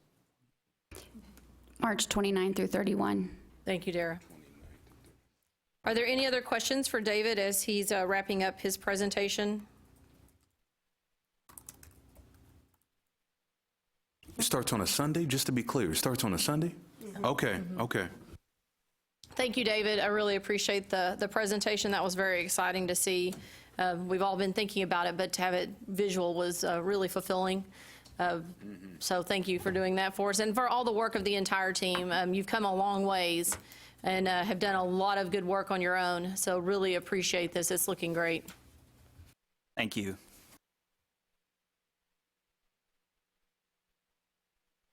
Well, thank you all. We're going to move now into agenda item E, a discussion and consideration of proposed changes to Apply Texas forms or procedures. Subpoint A, proposed request to make available the same application types for 2-year institutions that are currently available to 4-year institutions. Discussion and consideration.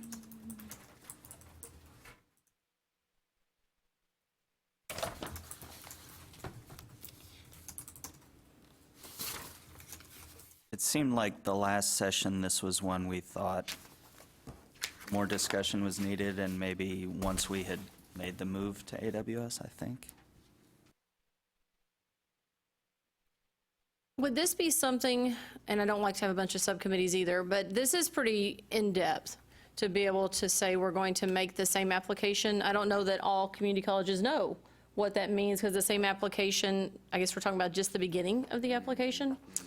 Do we need a group to look at this more thoroughly and make sure this is something that they want before we say yes or no? Because I'm not sure I fully understand what we're looking at.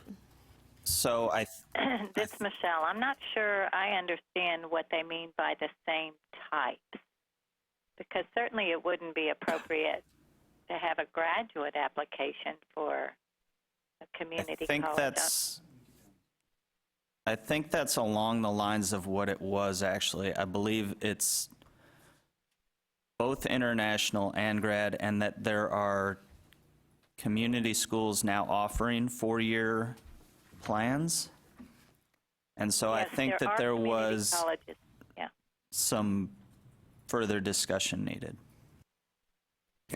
I know Rebecca and I both are reviewing the previous minutes just to see how we went down this path, and I'm internally praying that it's not my fault that we went down this path. So I'm just trying to see. I remember last time bringing up conversation about dual credit, but I don't, dual credit app, but I don't recall that recommendation for this conversation coming from myself. Is anyone on the call that represents the community colleges or works for a community college that perhaps...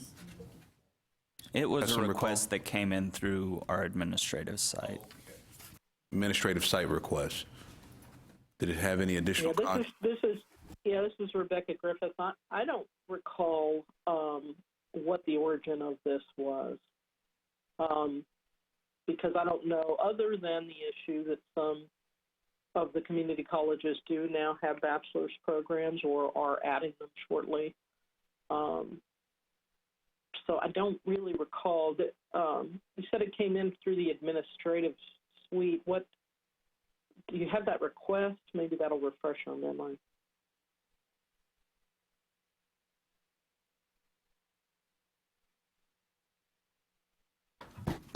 So I'm trying to pull that up right now. David shared that with us, well, with me. I don't know if it made it to the materials that were sent out, but there is a spreadsheet that the UT Applied Texas staff does keep of the requests that come in through the administrative suite, and that's where they'll come in and say, we want a change. They'll propose the change, and you have the documentation of the institution and what their request was. So I'm trying to pull that up right now. Which institution was it from? I found it some in my minutes that I took, or my notes that I took at the last session, at the last meeting. So I have, the one piece here that I see is that 4-year have 8 different types of applications, 2-year have 1 app that is being modified. And there was a question or a problem with, if the students indicate they are not a resident, the app changes and offers them international questions. I have that as a challenge under the 2-year 1 app model. But then I do have the note that this was a big change and better after AWS.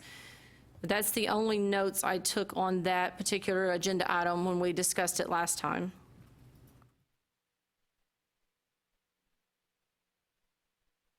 And that doesn't help me much. No, I understand. No, I understand. Claudette, is it possible, so we can move on, can we make an action to contact the individual that submitted the request and achieve some additional context? Yes, and like from previous minutes, we were looking at discussing this a little further, but it was thought that we should wait, you guys should wait until next cycle. So if that's the action you want to do, is to move forward, I can put that in the notes, and then that a staff member will contact the requester, and we'll move to the next cycle. Yeah, because it's possible there's just something that we're just not picking up on that is real crucial. So if we could, please. Right. Thank you. Well, it makes sense to me, Michelle, it makes sense to me that now that they've moved to a model of being able to offer bachelor's degrees or 4-year degrees, that we would need to revisit their application. And so the request sounds reasonable. It just probably needs to be fleshed out a bit. And it's possible that, you know, what worked for them before with respect to residency will not work when you're considering offering a bachelor's degree. Yeah, and just as kind of a side note, it might be helpful to rethink what we have on those request forms to maybe give some indication that if you're going to make a request for a modification, it might be helpful for you to be present in one way or another at the next meeting. Rather than sort of guess what people's thoughts are, it'd be helpful to just have them here so that we could ask the questions we need to make the decisions, because I couldn't reasonably make any decision on this without any information. I found in my notes, this was from Tyler Junior College. had submitted the request and that we were just going to table it to find out more information from them about why they were inquiring about this. Very good. Okay, so thank you for the recommendation, Miguel. I definitely agree. It's an opportunity, at least a call-in, a call-in. But then there also needs to be communication to prompt that individual to be on the call-in. So is that something we can look at, Claudette? Yes, and just know that every year we streamline these processes a little bit further. I mean, in the time that I've taken over the Apply Texas, there was an actual form that collected all the information, and then we moved it to an online system, and now we're still learning. So I agree with you guys on that recommendation to invite those. We might kind of do a loop back to inform them that we're bringing their item to the meeting for consideration, and then have them on the call at some point in time. So that's going to be a little bit more admin work, but if we'd like to do that, it just really depends on how many of these requests we get in, but at least a call-in might be helpful. Hey, out of curiosity, David, is the interface also for the Apply Texas Suite changing as well along with the application? The Counselor Suite? Yes, all three interfaces are changing. The applicant site that I just presented, the administrative site, and the counselor suite. The administrative site is very close to its current look and feel, except that it'll be mobile optimized also. Thank you. All right, so thank you all. Let's just move on to B now. What are you going to do with this one? Oh. Okay. So officially, okay, is that a motion? Thank you. So I'm still learning. This is, I thought we were ready to move on to B. All right, so school me, Rebecca. What do I need to do? Do we need a motion to table? I think let's do a motion to table since we've talked about it twice, and this will be the official motion to table until next cycle. So do we have a motion? A motion to move it to. This is Michelle. I move that we table this till next cycle. Michelle? Yeah. I'll second it.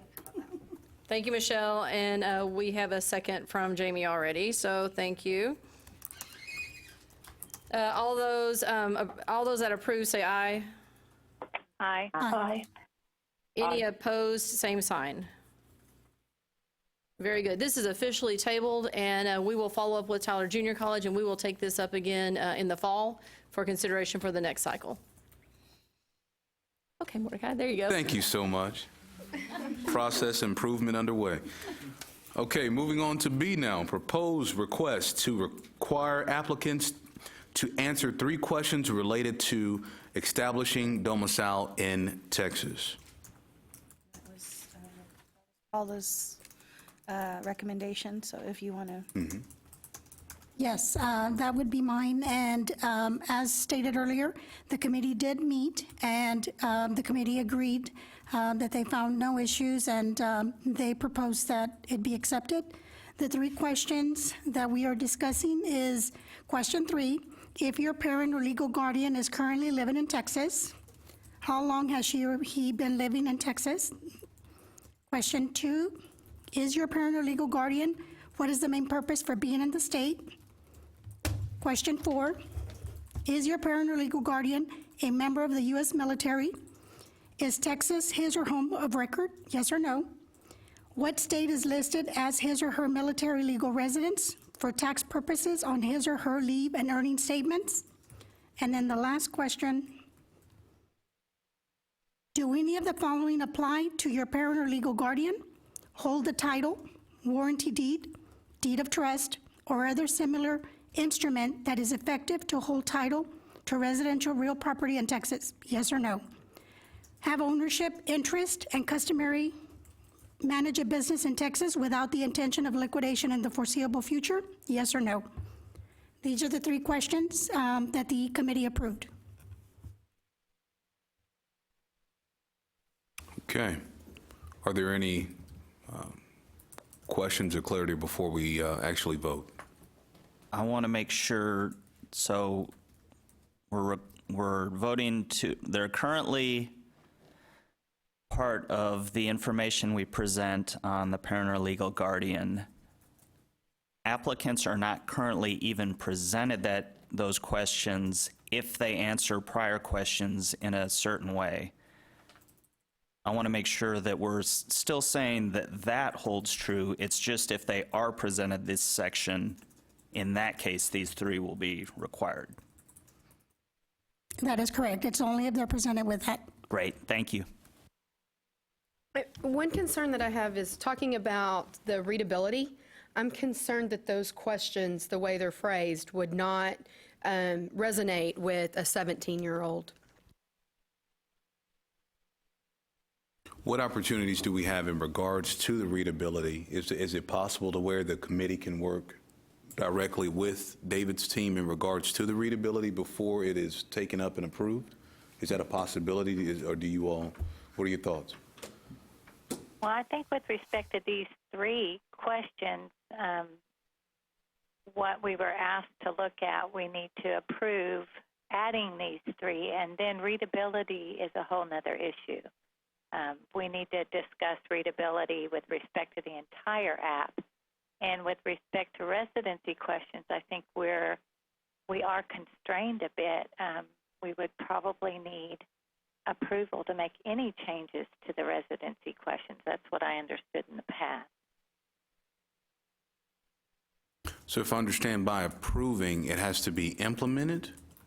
Just for clarity, because if we take a vote to approve, does that mean implementation? Well, I think so. I think, this is Michelle, I think that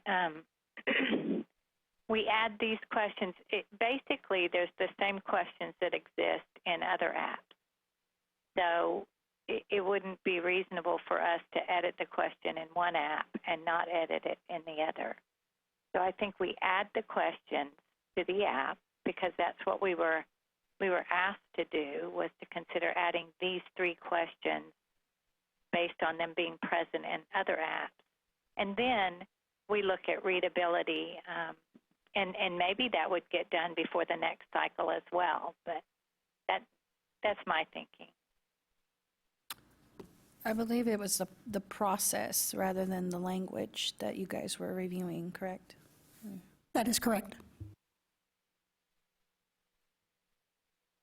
I mean, and to your point, Jamie, I think if your subcommittee still wants to continue exploring based on her recommendation, by Jamie's recommendation, that might be something the subcommittee can continue look at about the residency questions, language of the residency questions. So your subcommittee would technically change, but it's still regarding residency.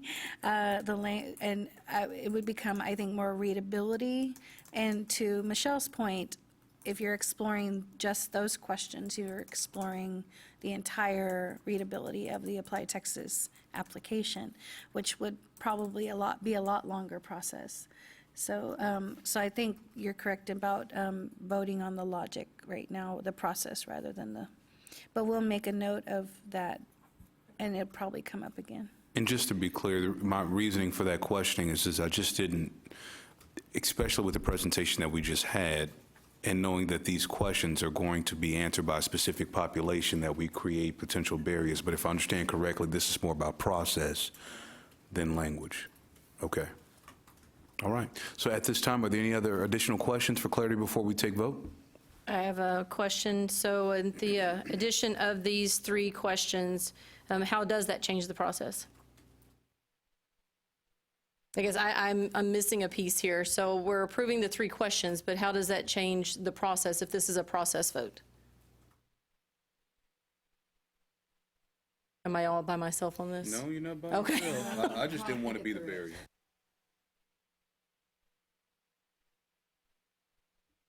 I'm open. I'm just not sure what we're doing, so.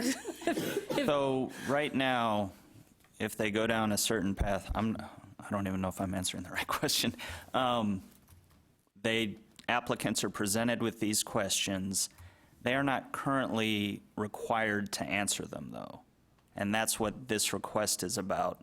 Right now, they can pass through that section and not answer them. We make an assumption based on their non-answer that it's not applicable to them. Yes, thank you. That does help. So what we're really voting on is that we approve for these three questions to become required portions of the residency based on the path that would take students to this. Okay, thank you. Okay. Do we have anyone making a motion towards approval? try that again. Would anyone from the subcommittee that actually conducted the work would like to make a motion for the approval? Yes, this is Rebecca Griffith, and I move that we approve the addition of these questions as required questions. Thank you. Would someone else from the subcommittee like to second? I second. All those in favor say aye. Aye. Aye. Aye. Aye. All opposed, same sign. Okay.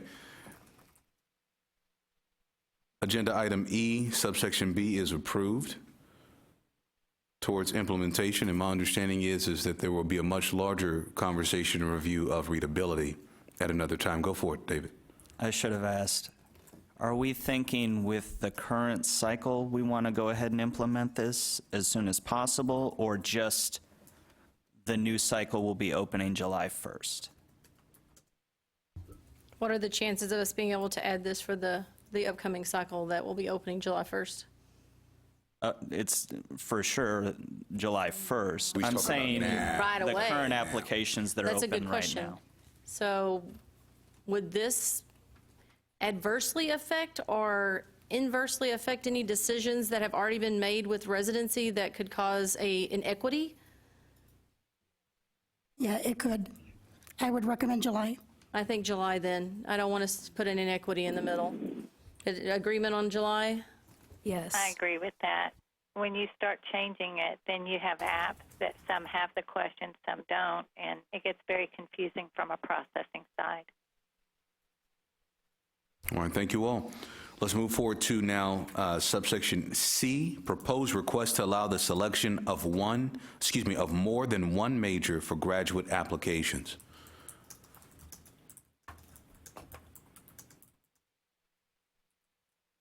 Is there any conversation around this, or before we call for vote? So this, Michelle, I believe that was brought forward. I might have brought it forward or asked about it because there was a lot of talk of graduate departments wanting to do that. However, I believe I mentioned at the last meeting, Texas A&M has moved away from Applied Texas, unfortunately. So it's a non-issue for us. And so I think that if that's going to be implemented, some of the other universities who offer graduate applications through Applied Texas should be the ones to decide that question.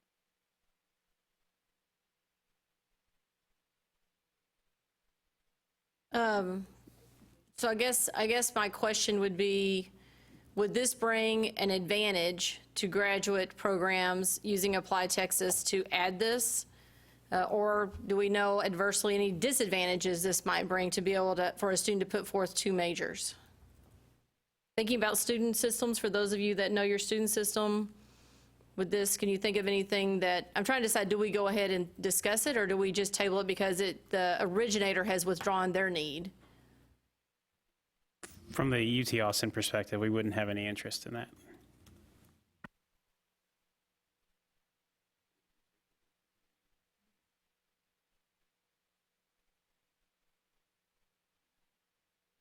All right, so at this time, do we have to make a motion for discontinuance? I believe we do, right? Probably a good idea. Yeah. So what's up for conversation now is that the original requester of this consideration has withdrawn. And just in conversation around the table and on the phone, it would seem as though there is no interest to continue with this as an approval motion. So at this time, we're going to take a motion vote towards discontinuance, not tabling, but actually discontinuing this item for further discussion. So do I have a motion for discontinuance of this particular item? Almost. I move we discontinue. This, Michelle. For a second. Thank you, Michelle. Do we have a second? Miguel, you're second? Okay. All in favor of discontinuance, say aye. Aye. Aye. Aye. All, Aye. all opposed, same sign? Okay, this item has been discontinued. Let's move forward. Subsection D, proposed requests for different formats for delivery of data to the institution. Proposed requests for different formats for delivery of data to the institution. This is something we definitely plan to pursue once we've moved. And I think that's the direction the committee went the last time we met on this item. And by moving forward, you mean in the next cycle? This is something we could look at? Because I know I get questions about this quite a bit. I think anytime in the very near future, probably not. But it's hard to give an estimate on it until we've moved over there, but we know there's demand for it, and we'd really like to move in the direction of offering not only EDI, but we get requests for CSV, JSON, several different ones, and we'd definitely like to look that way, just not anytime in the immediate future.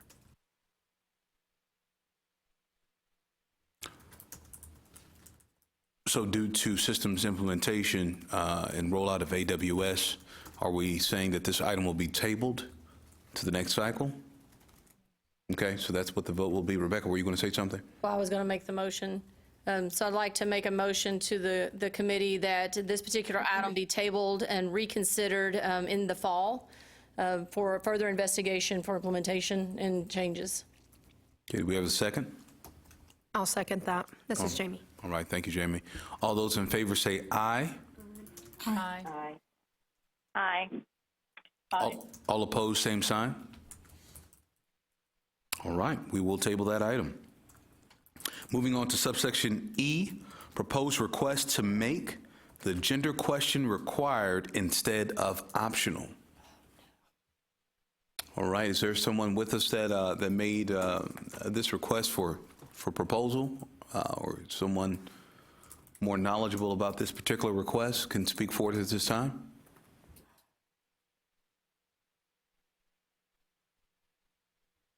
Do we know where this one came from?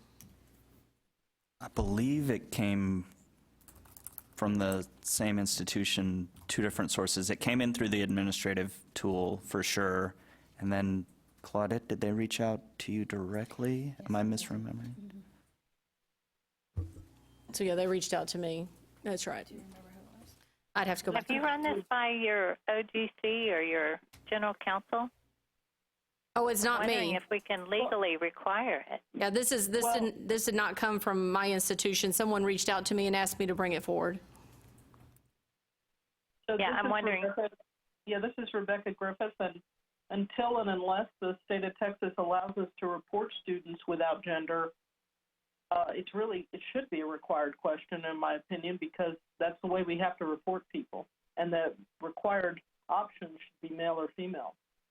That's not consistent with some things that are happening in the social landscape, but it's the way it is for reporting. Just for clarity, David, or Graham, or anyone, can you all actually verify that this statement or stance is true? Is it optional? I thought it was required. It is optional. It is. It's optional. There's two options, male or female, and it's not required. If the applicant does not select either of those, we send a code of U for unknown in the EDI. Yeah, and so, again, this is Rebecca Griffith, and see, that to me is disingenuous because the state requires it. If the state doesn't require it on its application instrument and the institution has to turn around and inquire of that student what their gender selection is, it appears that the institution is interested in that, but not the state, and I don't think, I just think that that's not in congruence with how we report, and it's not accurate. It is the state that requires us to report gender. It's been my understanding that I was looking for the request, like everyone else, like everything else today with technical difficulties. I can't pull it up as quick as I'd like to, but from my understanding, the request was mainly due to determine housing. It wasn't, and that was what the intent of the question was to be required for. Colleagues, That may have been why this request was made, but I've always felt like, as a registrar, it should be a required option again because it relates to state reporting.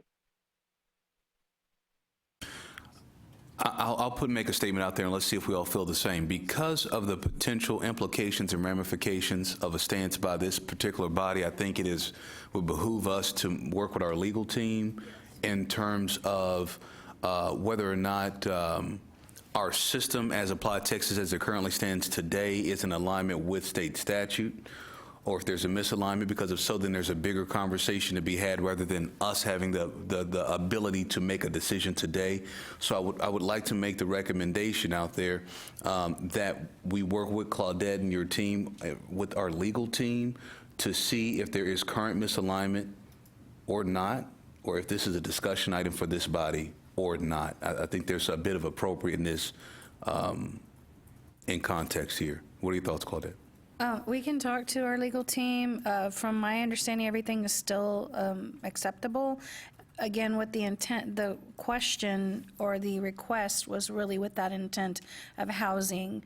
From my understanding, and I just kind of chatted with Rebecca, is that in order to find whether or not a person is a male or female for the housing issue is through Applied Texas or a transcript.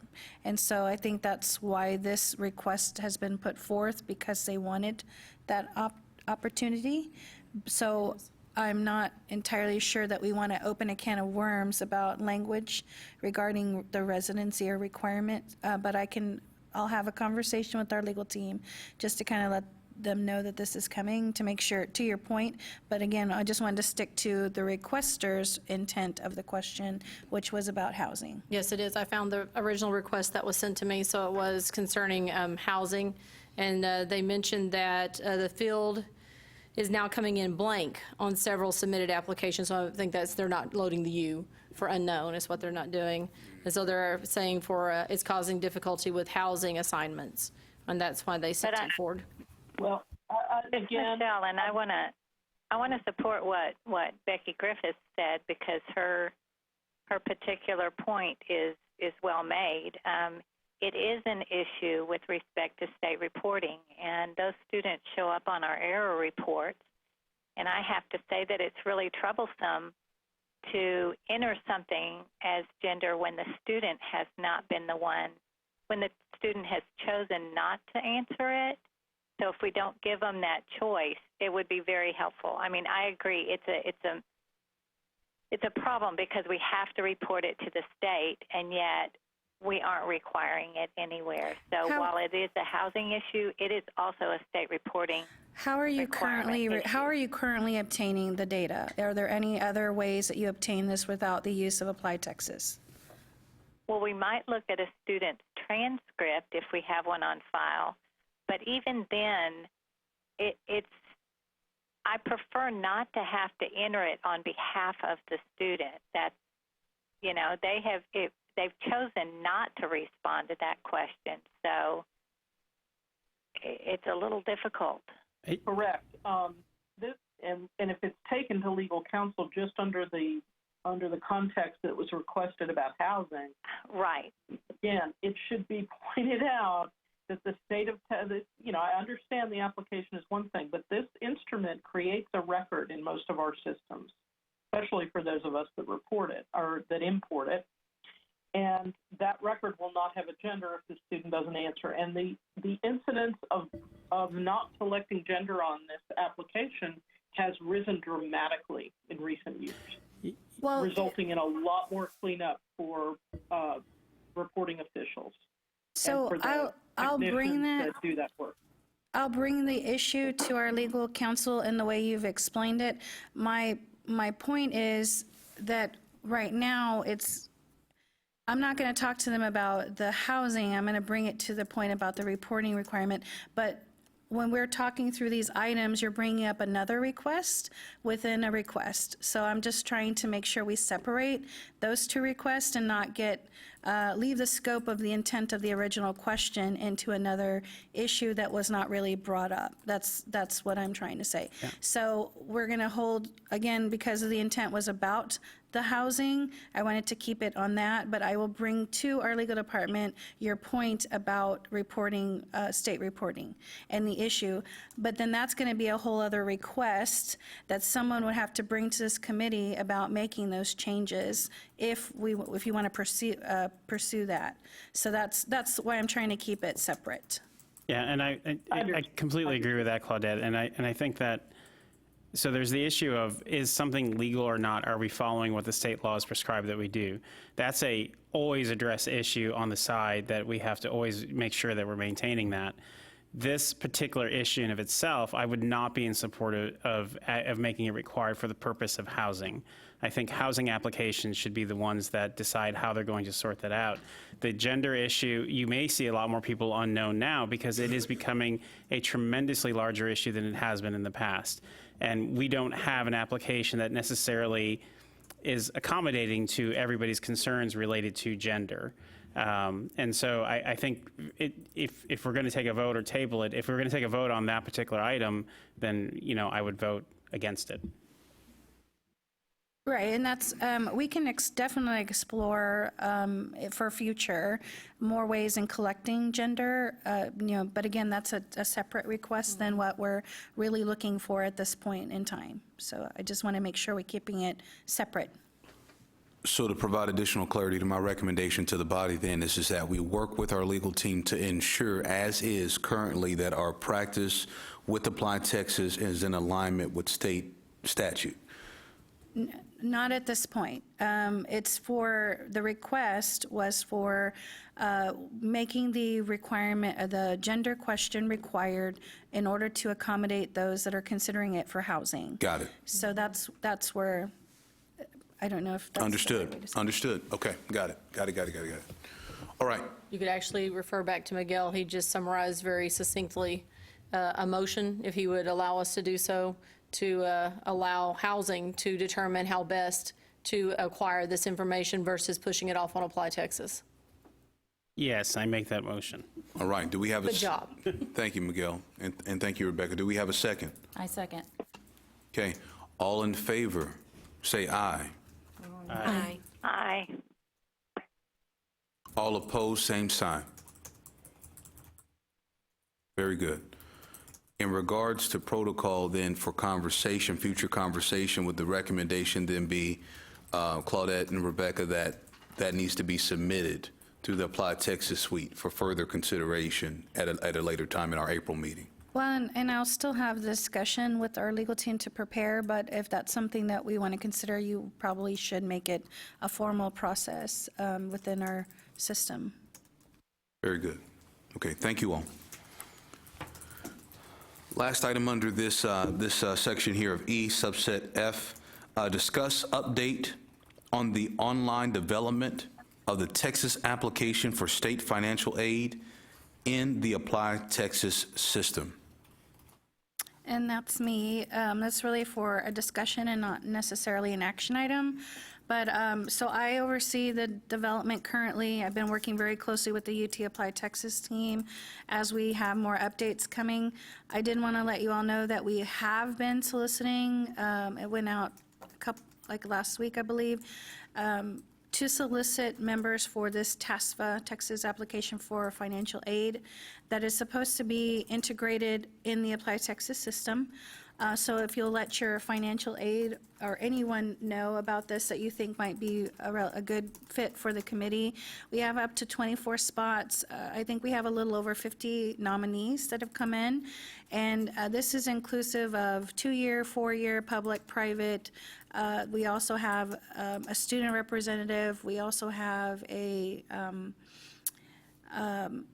financial aid personnel. So we have lots of different forms. Nonprofits are also invited to participate for feedback.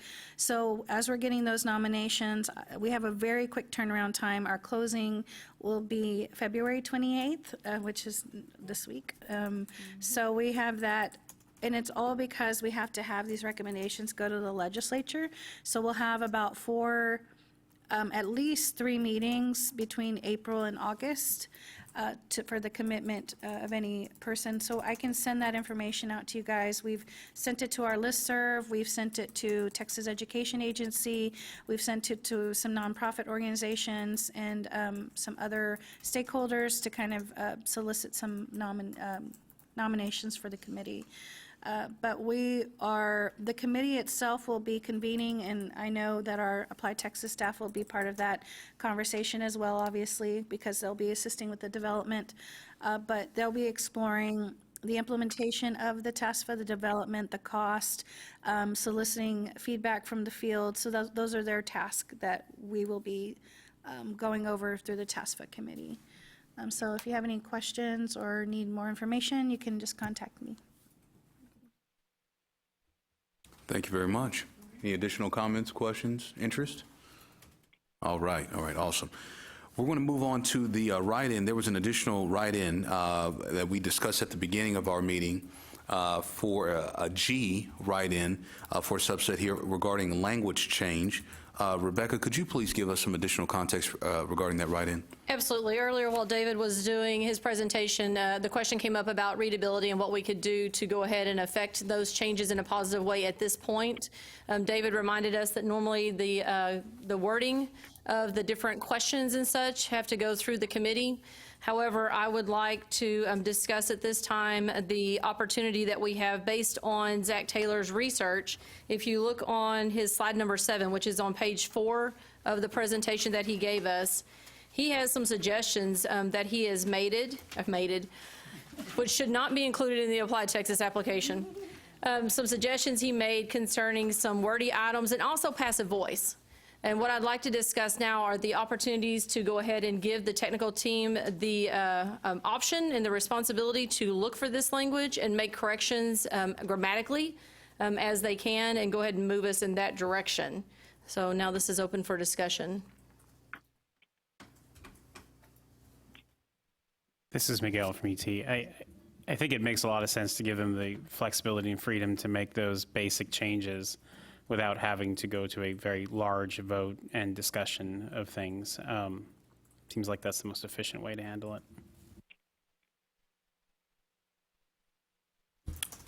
I think for the good of those that are on the call or here today or not here with us, that whatever those changes are, if we can log what those changes are before, official change is perhaps made or what's being recommended, so we can increase the readability and remove any barriers that may be present for our Texas families. But if we can just log that and bring it up for discussion, I think we'll be good. Or one suggestion I might have is to start with actually the chart that is provided so that words like additional would be changed to added or extra, or passive verse where it's am admitted just becomes admitted. I'm with Zach on that. Passive voice is one of my pet peeves. I would caution, everything we want to do is to reduce barriers and make things usable. Some of the things listed as complex over in the wordy items are sort of the standard for web forms. So things like required, you will notice that across many, many web forms. There are required elements and non-required elements. So I want to be a little bit careful about taking kind of a generic standard and applying it in this domain. So I absolutely think we should look at this, but I do not expect we would adopt this as is without additional usability consideration. I think my proposal would be to also, for you to use your best judgment in going through these, because we're also looking at a list of words and phrases that we have not looked at in context either. So context would be something as you're looking through it may not make sense to change some of these as you just use in your example of required. And been convicted is probably not going to switch to active voice. Yeah.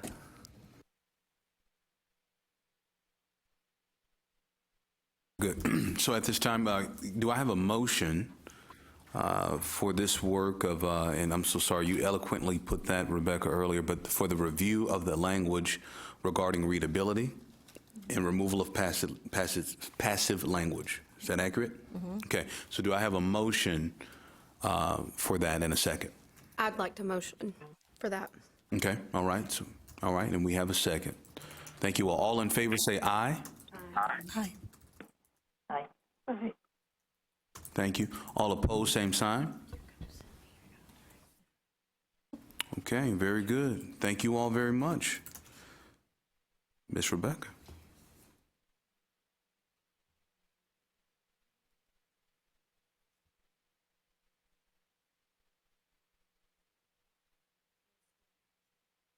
So I need to, at this point, Claudette, would you like to bring up we have 2 more additional items that I'll let Claudette introduce.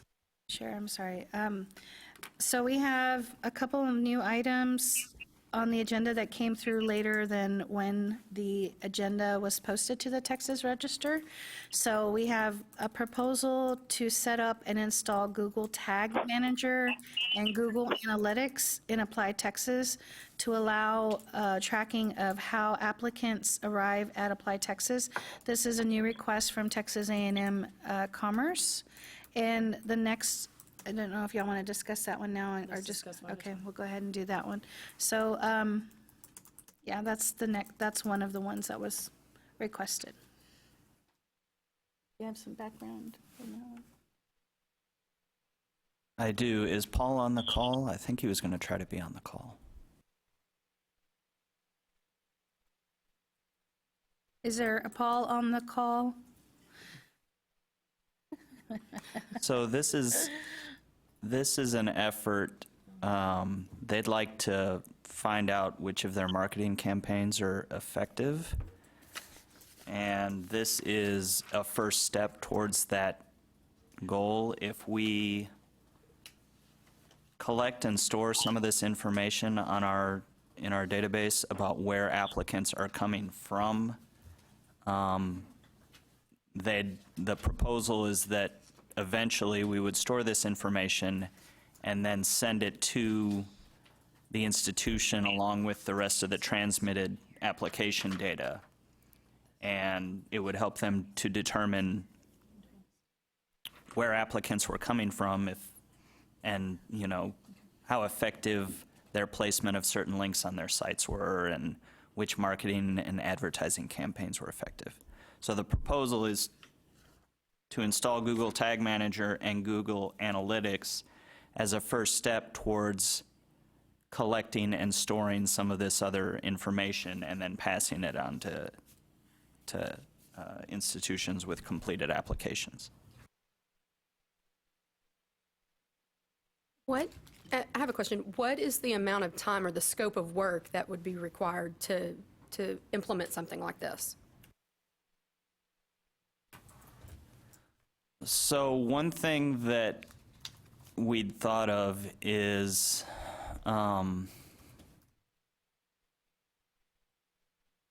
let's say an applicant comes from Texas A&M Commerce's site. We store that they came from there. They eventually fill out and complete an application to UT Austin, determining whether to send that information. That's the one thing I'd thought of.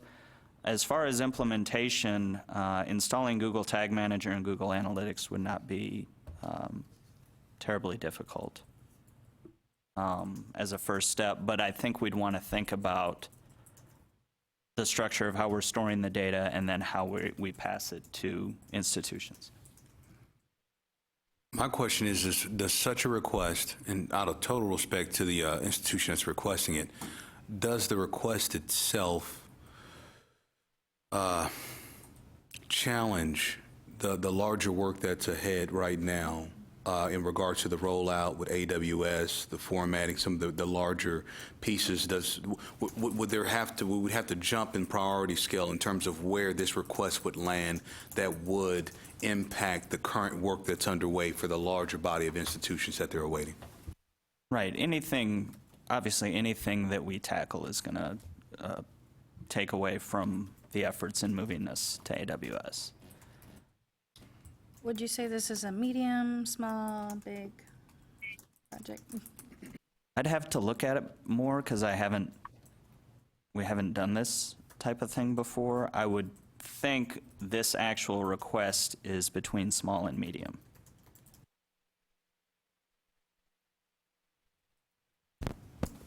Please remind me, Rebecca, at what point do we look at the prioritization of work requests, additional work requests to see how they fall? Is that in the April meeting or is that a fall meeting? We actually do that in each meeting. So Okay. today, we would be looking at anything that's new, since David gave us his update in item D of what they're working on. Anything new now, we would have to decide, is this something we want to push forward, and then prioritize those things that we do push forward. We haven't pushed forward a lot in this meeting, so we really haven't talked about prioritization yet. Right. Go Well, ahead, and Claudia. as a reminder, this has been these last 2 years have been a little bit different than how the committee has worked in the past because of the transition to AWS. So but as these requests have been coming in, if there's small changes, medium changes, it seems that the Applied Texas staff has been very good about adding them and completing them and or at least committing to doing that for the next cycle. So they've shared, what they can do and can't do within that transition. I would also comment that we also get a couple different kinds of requests. One of them is something that you would want to roll out with a new cycle change that, as we talked about requiring the residency questions earlier, mid-cycle, so there's that type of request that you wouldn't want to change the nature of the questions or applications midway through the cycle. This type of request is something that could be rolled out mid-cycle, I would think, because it's not a question change, it's nothing that's presented to the applicant, if that makes sense. And to get back to Mordecai's question of a prioritization at this point, the only thing in this section from proposed changes that we so far have voted as a yes and not to table or to push to another, to next fall, was actually the proposed questions, but we did say we want to wait till July, so really we pushed that one as well. Everything else so far has come in as either a do not forward or to table to the fall. Yeah, and Miguel from UT Austin. So it seems like, in general, our Apply Texas system should have whatever Google Analytics are necessary to understand where folks are coming from and in general. As far as tying it to a specific campaign, I think that's where, so I think that an institution can get creative and just create a separate landing page. So you provide a link that puts them to your own institutional sort of landing page, and then from there they can track whatever they want to track, and then that kicks them to Apply Texas. I think what David said is absolutely right. You may not know if that student, who are they applying to, and where did they actually come in from? Did they then pick UT Austin? And I think so you can connect the dots, I think, with the data that you have, and using some pseudo landing pages for that to accomplish this. Well, and I'm going to go ahead, Derek, please. No. Well, I was just thinking through, because I feel like that's more of an institutional request than it is an Applied Texas request, although it might be interesting from a high level for Applied Texas to be able to share where applicants come from, but not at an individual institutional level. I agree. That's actually what I was going to say, is that, again, with no disrespect to the institution, there are ways that you can measure a communication campaign without having to even add the Google tag to the website. I know you can use specialty links for students to use to go into a place, and sometimes you can actually use, if you're coming from your website, you can actually count the clicks on your own website versus having Apply Texas count the clicks or the click-throughs. So that's another thing to consider, is this is something institutionally that could be done there and not pushed onto the application. So if I'm hearing this correctly, and tell me if I'm wrong, that we should make a motion that this item be added to the request of potential updates to be addressed, however, just be added to the list for further considerations at another time. I guess my question would be, are we actually saying that, or are we saying that that this should be something that we do not consider further? I mean, that's a question going to the committee. What does the committee think at this point? Is this something to table for a future term, or are we saying that this is something that should be taken institution by institution? My preference would be this would be something that the Apply Texas Committee does not address, and it would be at the institutional level. Okay. Would you like to make that into a motion? Yes, I would. All right, do we have a second? Second. Okay, all in favor, say aye. Aye. Aye. All opposed, same sign? Okay, that has been discontinued for further consideration. There's a second item, correct? Or was that the second item? There is one other item, and for those of you that are on the call, I tried to put this a little bit easier and put agenda item E and have new requests separated out. So the materials have agenda item D that has a tech team update, and on the back for you guys here in the room, it's agenda item E, and it should be under new request.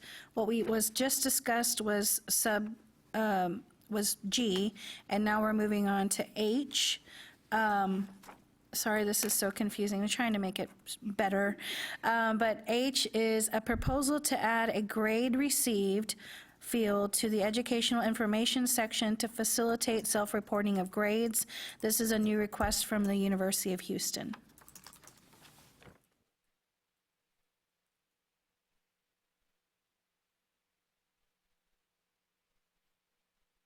I'm not clear. Where is they want to add that? Yeah, I'm confused because I didn't think that students reported individual courses on their application. They only report their senior courses, and they don't have grades at that point.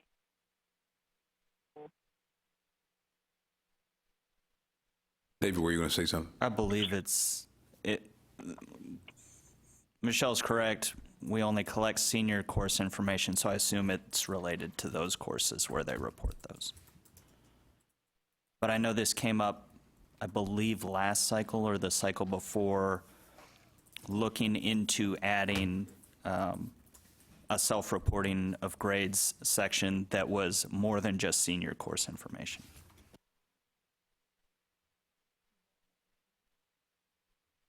Okay, thoughts from this committee in regards to the request at hand? This is, let me just clarify, so this is unique to the four-year application, correct? Yes, currently.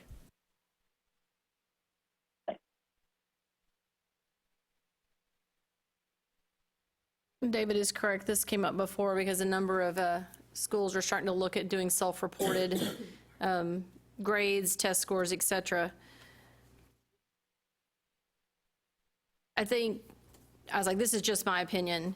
With considering what we have seen today with the length of our application currently, and if I remember correctly, that was one of the things that made us take heed last time in not pushing this forward, was that this would lengthen the application for students to have to go in and individually input all their grades. It's not a required section as I remember right now. So a lot of students actually skip that entire section. That's just something to consider. Is this a change we want to make at this point in time that could be improved in the next system with drop downs and things like that, making it a lot quicker to complete? I don't know, that's just my thoughts. This is just for discussion. That's not a motion, it's a discussion at this time. Miguel from UT Austin. I would, yeah, so I mean, as this particular request is written, I don't think there's really a place for any of that there. So it seems like it's kind of a moot point there. As far as an ongoing discussion going forward, self-reported academic record is obviously one of the newer trends. Folks can pay folks to have this done. We manage a number of high school counselor advisory boards across the state, and there's a very mixed response to that when it comes down to, is it really making it more accessible for students to have to input all that information? So I think that's a much larger discussion that doesn't necessarily get included within this, but something that in the future we should address as a committee. Other discussion?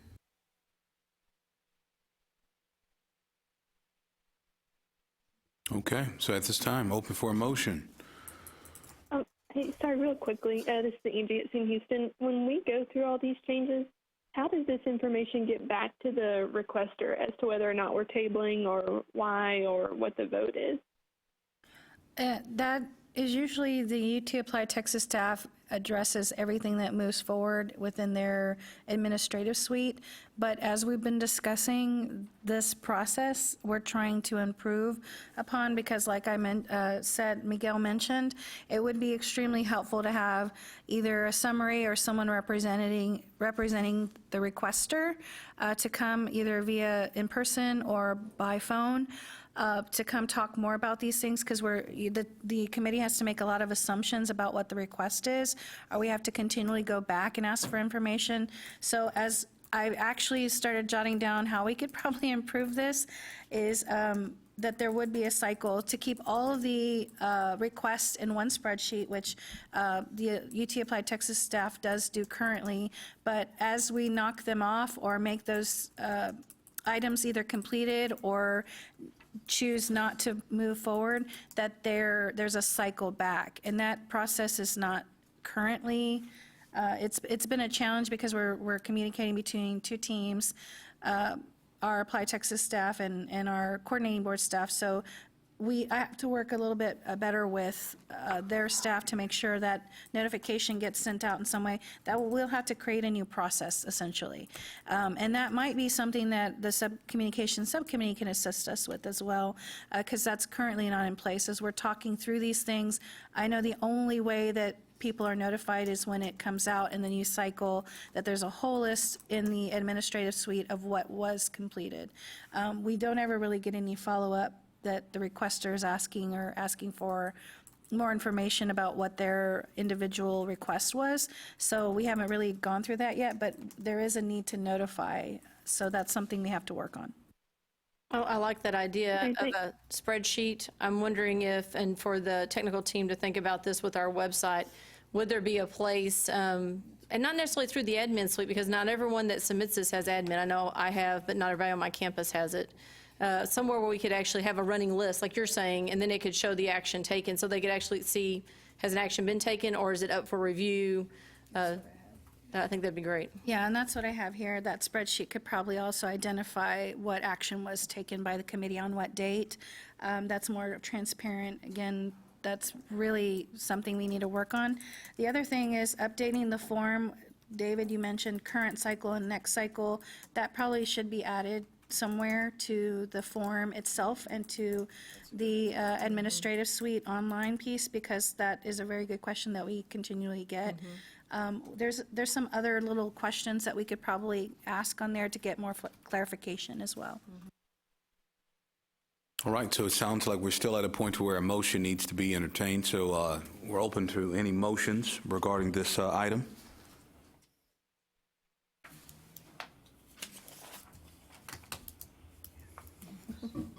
I'll make a motion. And that motion is? All motions are not created equal. I would make a motion to create the Excel file and create that checklist and move it to the subcommittee for communications to create communication for if a request is denied. That's a great motion, but not the one we need. It's okay. It's all right. Great team player. You jumped right in there when needed. We appreciate you. So I don't know if we can even use that as a motion. Can we use it? We don't actually need a motion. I think that's a fantastic endorsement, Jamie. absolutely. Absolutely. It's all right. You're the real MVP today. A proposal to add a grade receive field to the educational information section to facilitate self-reporting of grades requested by the University of Houston. Okay, I'll try. So I move that I think it will be discontinue this proposal, but pick up in the news cycle after AWS is implemented, a conversation related to grades received. Very good. Do we have a Motion to table, correct? table or discontinue? Actually, Table. Table. Okay, Okay. so table. So we're talking about this again. So do we have a second to table this item?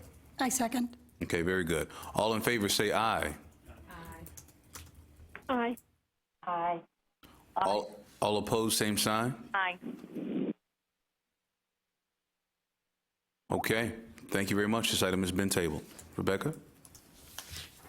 I think we have one more. Oh, So Yes, David, if you'll go back to the current cycle updates, I believe we needed some further discussion, and over the 1, 2, 3, 4, fifth bullet down, the proposal to add an audit that requires applicants to have indicated that they have college credit hours and enter the name of the previous or current institution. So if you want to pick up there. We discussed this some the last meeting, and I think tabled it in favor of thinking more about it, but there's a question on the education background page that asks applicants if they have college credit hours. And currently, if they indicate yes, this is on the U.S. freshman application, we don't require them to enter the name of an institution, so they could complete the page without entering any college institution details. And this proposal was to require them to enter at least one institution if they indicate they have college credit hours already. And then I think the discussion from there went to credit by testing versus, it went in a number of different directions, and I think we eventually tabled it without coming to a decision on the particular request. If I remember correctly, I had a bit of conversation in this from a community college standpoint. For those of us that have dual credit students that are currently taking courses from our institutions now, St. Philip's being, and then that student graduates, perhaps, and then moves on to their official non-high school related entry into the college and begin to continue their courses, just not as a dual credit student. And so I believe this is one of the items I was discussing. And so the request and context is, from a system standpoint, we needed to create, or would like to create, other opportunities for verifying to ensure that the records remain as clean as possible, so we don't have dual credit students continuing from their dual credit status with the college into a non-dual credit related status with the college, and then we're having to go back in time and find out, well, this student should have actually moved over into paying for their courses, perhaps the non-payment status that we currently offer to our dual credit students. So this would aid us a bit. Was there some additional discussion regarding this item? So, Mordecai, this is Rebecca Griffith. How would this aid you?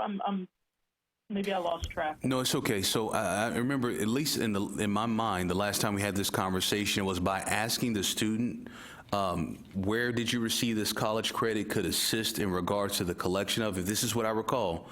Correct me if I'm wrong, but that by asking where they're receiving their college credit could essentially aid us in being able to identify from a record standpoint, oh, this student is applying to us for the fall, and let's say they're currently it's in the month of April, they're finishing up their high school dual credit, but now they're applying to come in back to the college as a non-dual credit student. And so this would aid us in being able to take a look and say, hey, we need to keep in mind that this particular student is going to graduate from high school at this point and move on to through our college, but as a non-dual credit, that we were having some implications from a record standpoint of students continuing and buttons perhaps not being pressed, and you have a situation where students that were receiving a dual credit waiver of some kind now moving on to the college and continuing with that dual credit waiver, and they should not be, so that this was aiding in the ability for the college to see dual credit enrolled students who plan to continue through the college, but that there needs to be some systems adjustment that can help us in identifying the student from continuing to receive a waiver, and they should not be. Oh, okay. So if we look at, saying that you require students to reapply to your institution after that scenario. That's a little different than I think many of us do. But Becky, we're having a hard time hearing you. Becky, okay. Yeah. So I was saying that I guess from what Mordecai's saying, they're requiring these students to reapply to their institution at the conclusion of dual credit before they transition to FDIC students. And That's, I think, different than what the majority of places do. But thank you. That helps me to understand what you're doing. And I have to admit to you as well, we see it as an opportunity for improvement on our end, and it's something that we're taking a serious look at, but just providing additional context regarding where this came from. I see. Thank you. So on this particular item, what we need for clarification at this time is actually we need to make sure that we look at the wording that Dara actually created for us the last time we met. The motion overall to add this was approved, but David wants to make sure that we have checked the wording and that the wording was also approved. So sorry, we were going back in our notes and looking. So this is where we are with the actual wording. You'll see the wording on the update, I believe. I'm not going to trust my notes. Proposed change. Are your college credit hours earned, parentheses, are being earned, close parentheses, good grief, through dual credit, concurrent enrollment, or in early college, high school? That's the wording. And then if the answer is yes, the college will become required for students to enter. If the answer is no, it'll just work as it is now. So let me try that again. Are your college credit hours earned, open parentheses, or being earned, close parentheses, through dual credit, concurrent enrollment, or an early college, high school, period? Question mark. It does address. It does address. And so I would make a motion that the proposed change in language be adopted. Oh, okay, so no need for a motion. Boy, I'm butchering it today. All right. It's a Monday. So, what additional action needs to happen now? I think We're it's good. just if Okay. anyone had any changes, this is your last time to say so. Okay. Okay. I like it.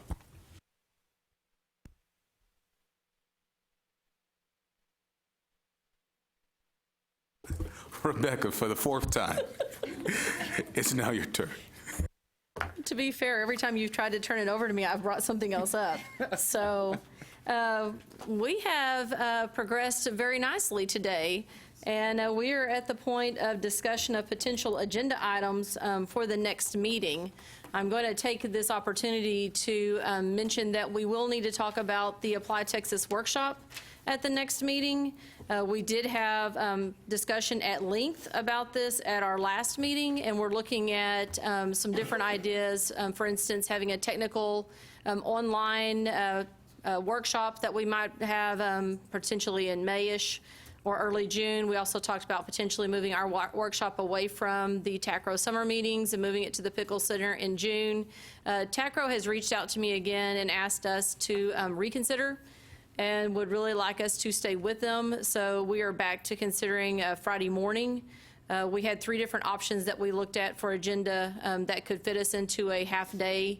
So just keep that in mind. Go back and look at your minutes or your notes from the last session, and let's put this on the agenda for the next session. They said that an April 20th date to get back to them is fine, so we have some time. Other agenda items that we see.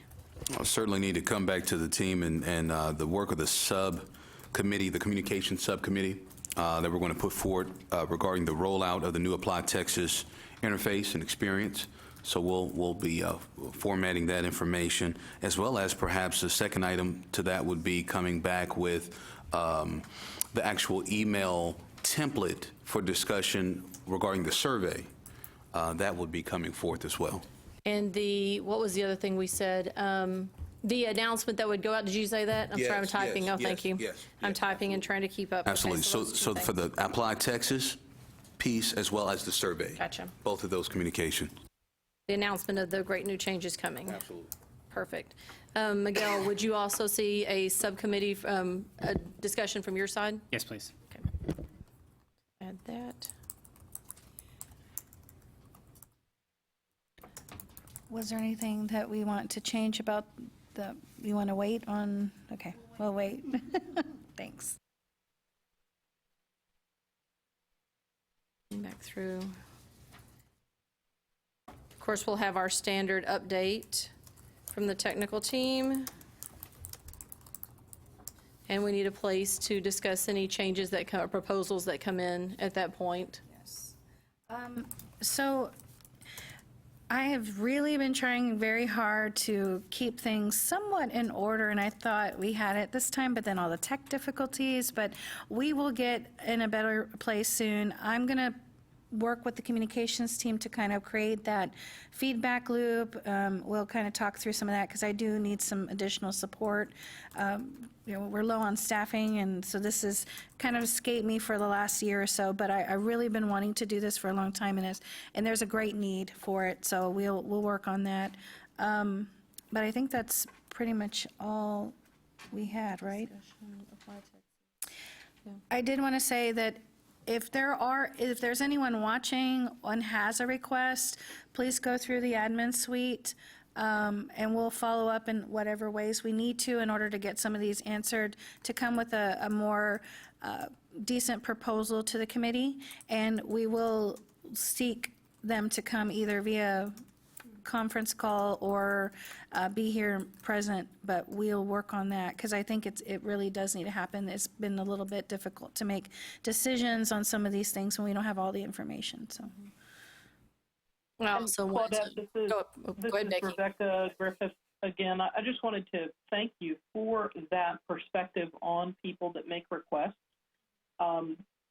It's been, I guess I'm in my 21st year of working with Apply Texas, and there used to be a strong feeling, or there has been a continued strong feeling, that you're either on the committee or you're on the outside, that your input as a user, in a way doesn't count very much unless you've got an inroad to somebody that's on the committee. So I really appreciate that willingness to say, yes, those suggestions can be actionable, and yes, the people making the suggestion can represent themselves. Yes, I'm excited for that process because it's been a slow going, but we've improved a little bit every year. I mean, Jane Caldwell, who was overseeing the committee, had put in place that page to start collecting that, and so I think we've come a long way in these last couple of years, but we still need to improve. And so any other ideas or thoughts? You guys have had some good ideas today about communication plans. Please send them to Mordecai, myself, the subcommittee, communication subcommittee. We're more than happy to kind of explore ways to do that. I also want to take a moment, Claudette, to thank you and your staff and the coordinating board staff and, of course, the technical team. This has been a Monday, and Mondays happen every now and then, but you guys are wonderful, so don't let this actually be a hiccup. Those of you that tune in all the time and those of us on the committee know that this runs like clockwork, and we can't help some technical issues now and then, so thank you all for everything that you do to support this committee, for not only the support of the committee members, but also for the state of Texas. Thank you all for your patience. We appreciate it.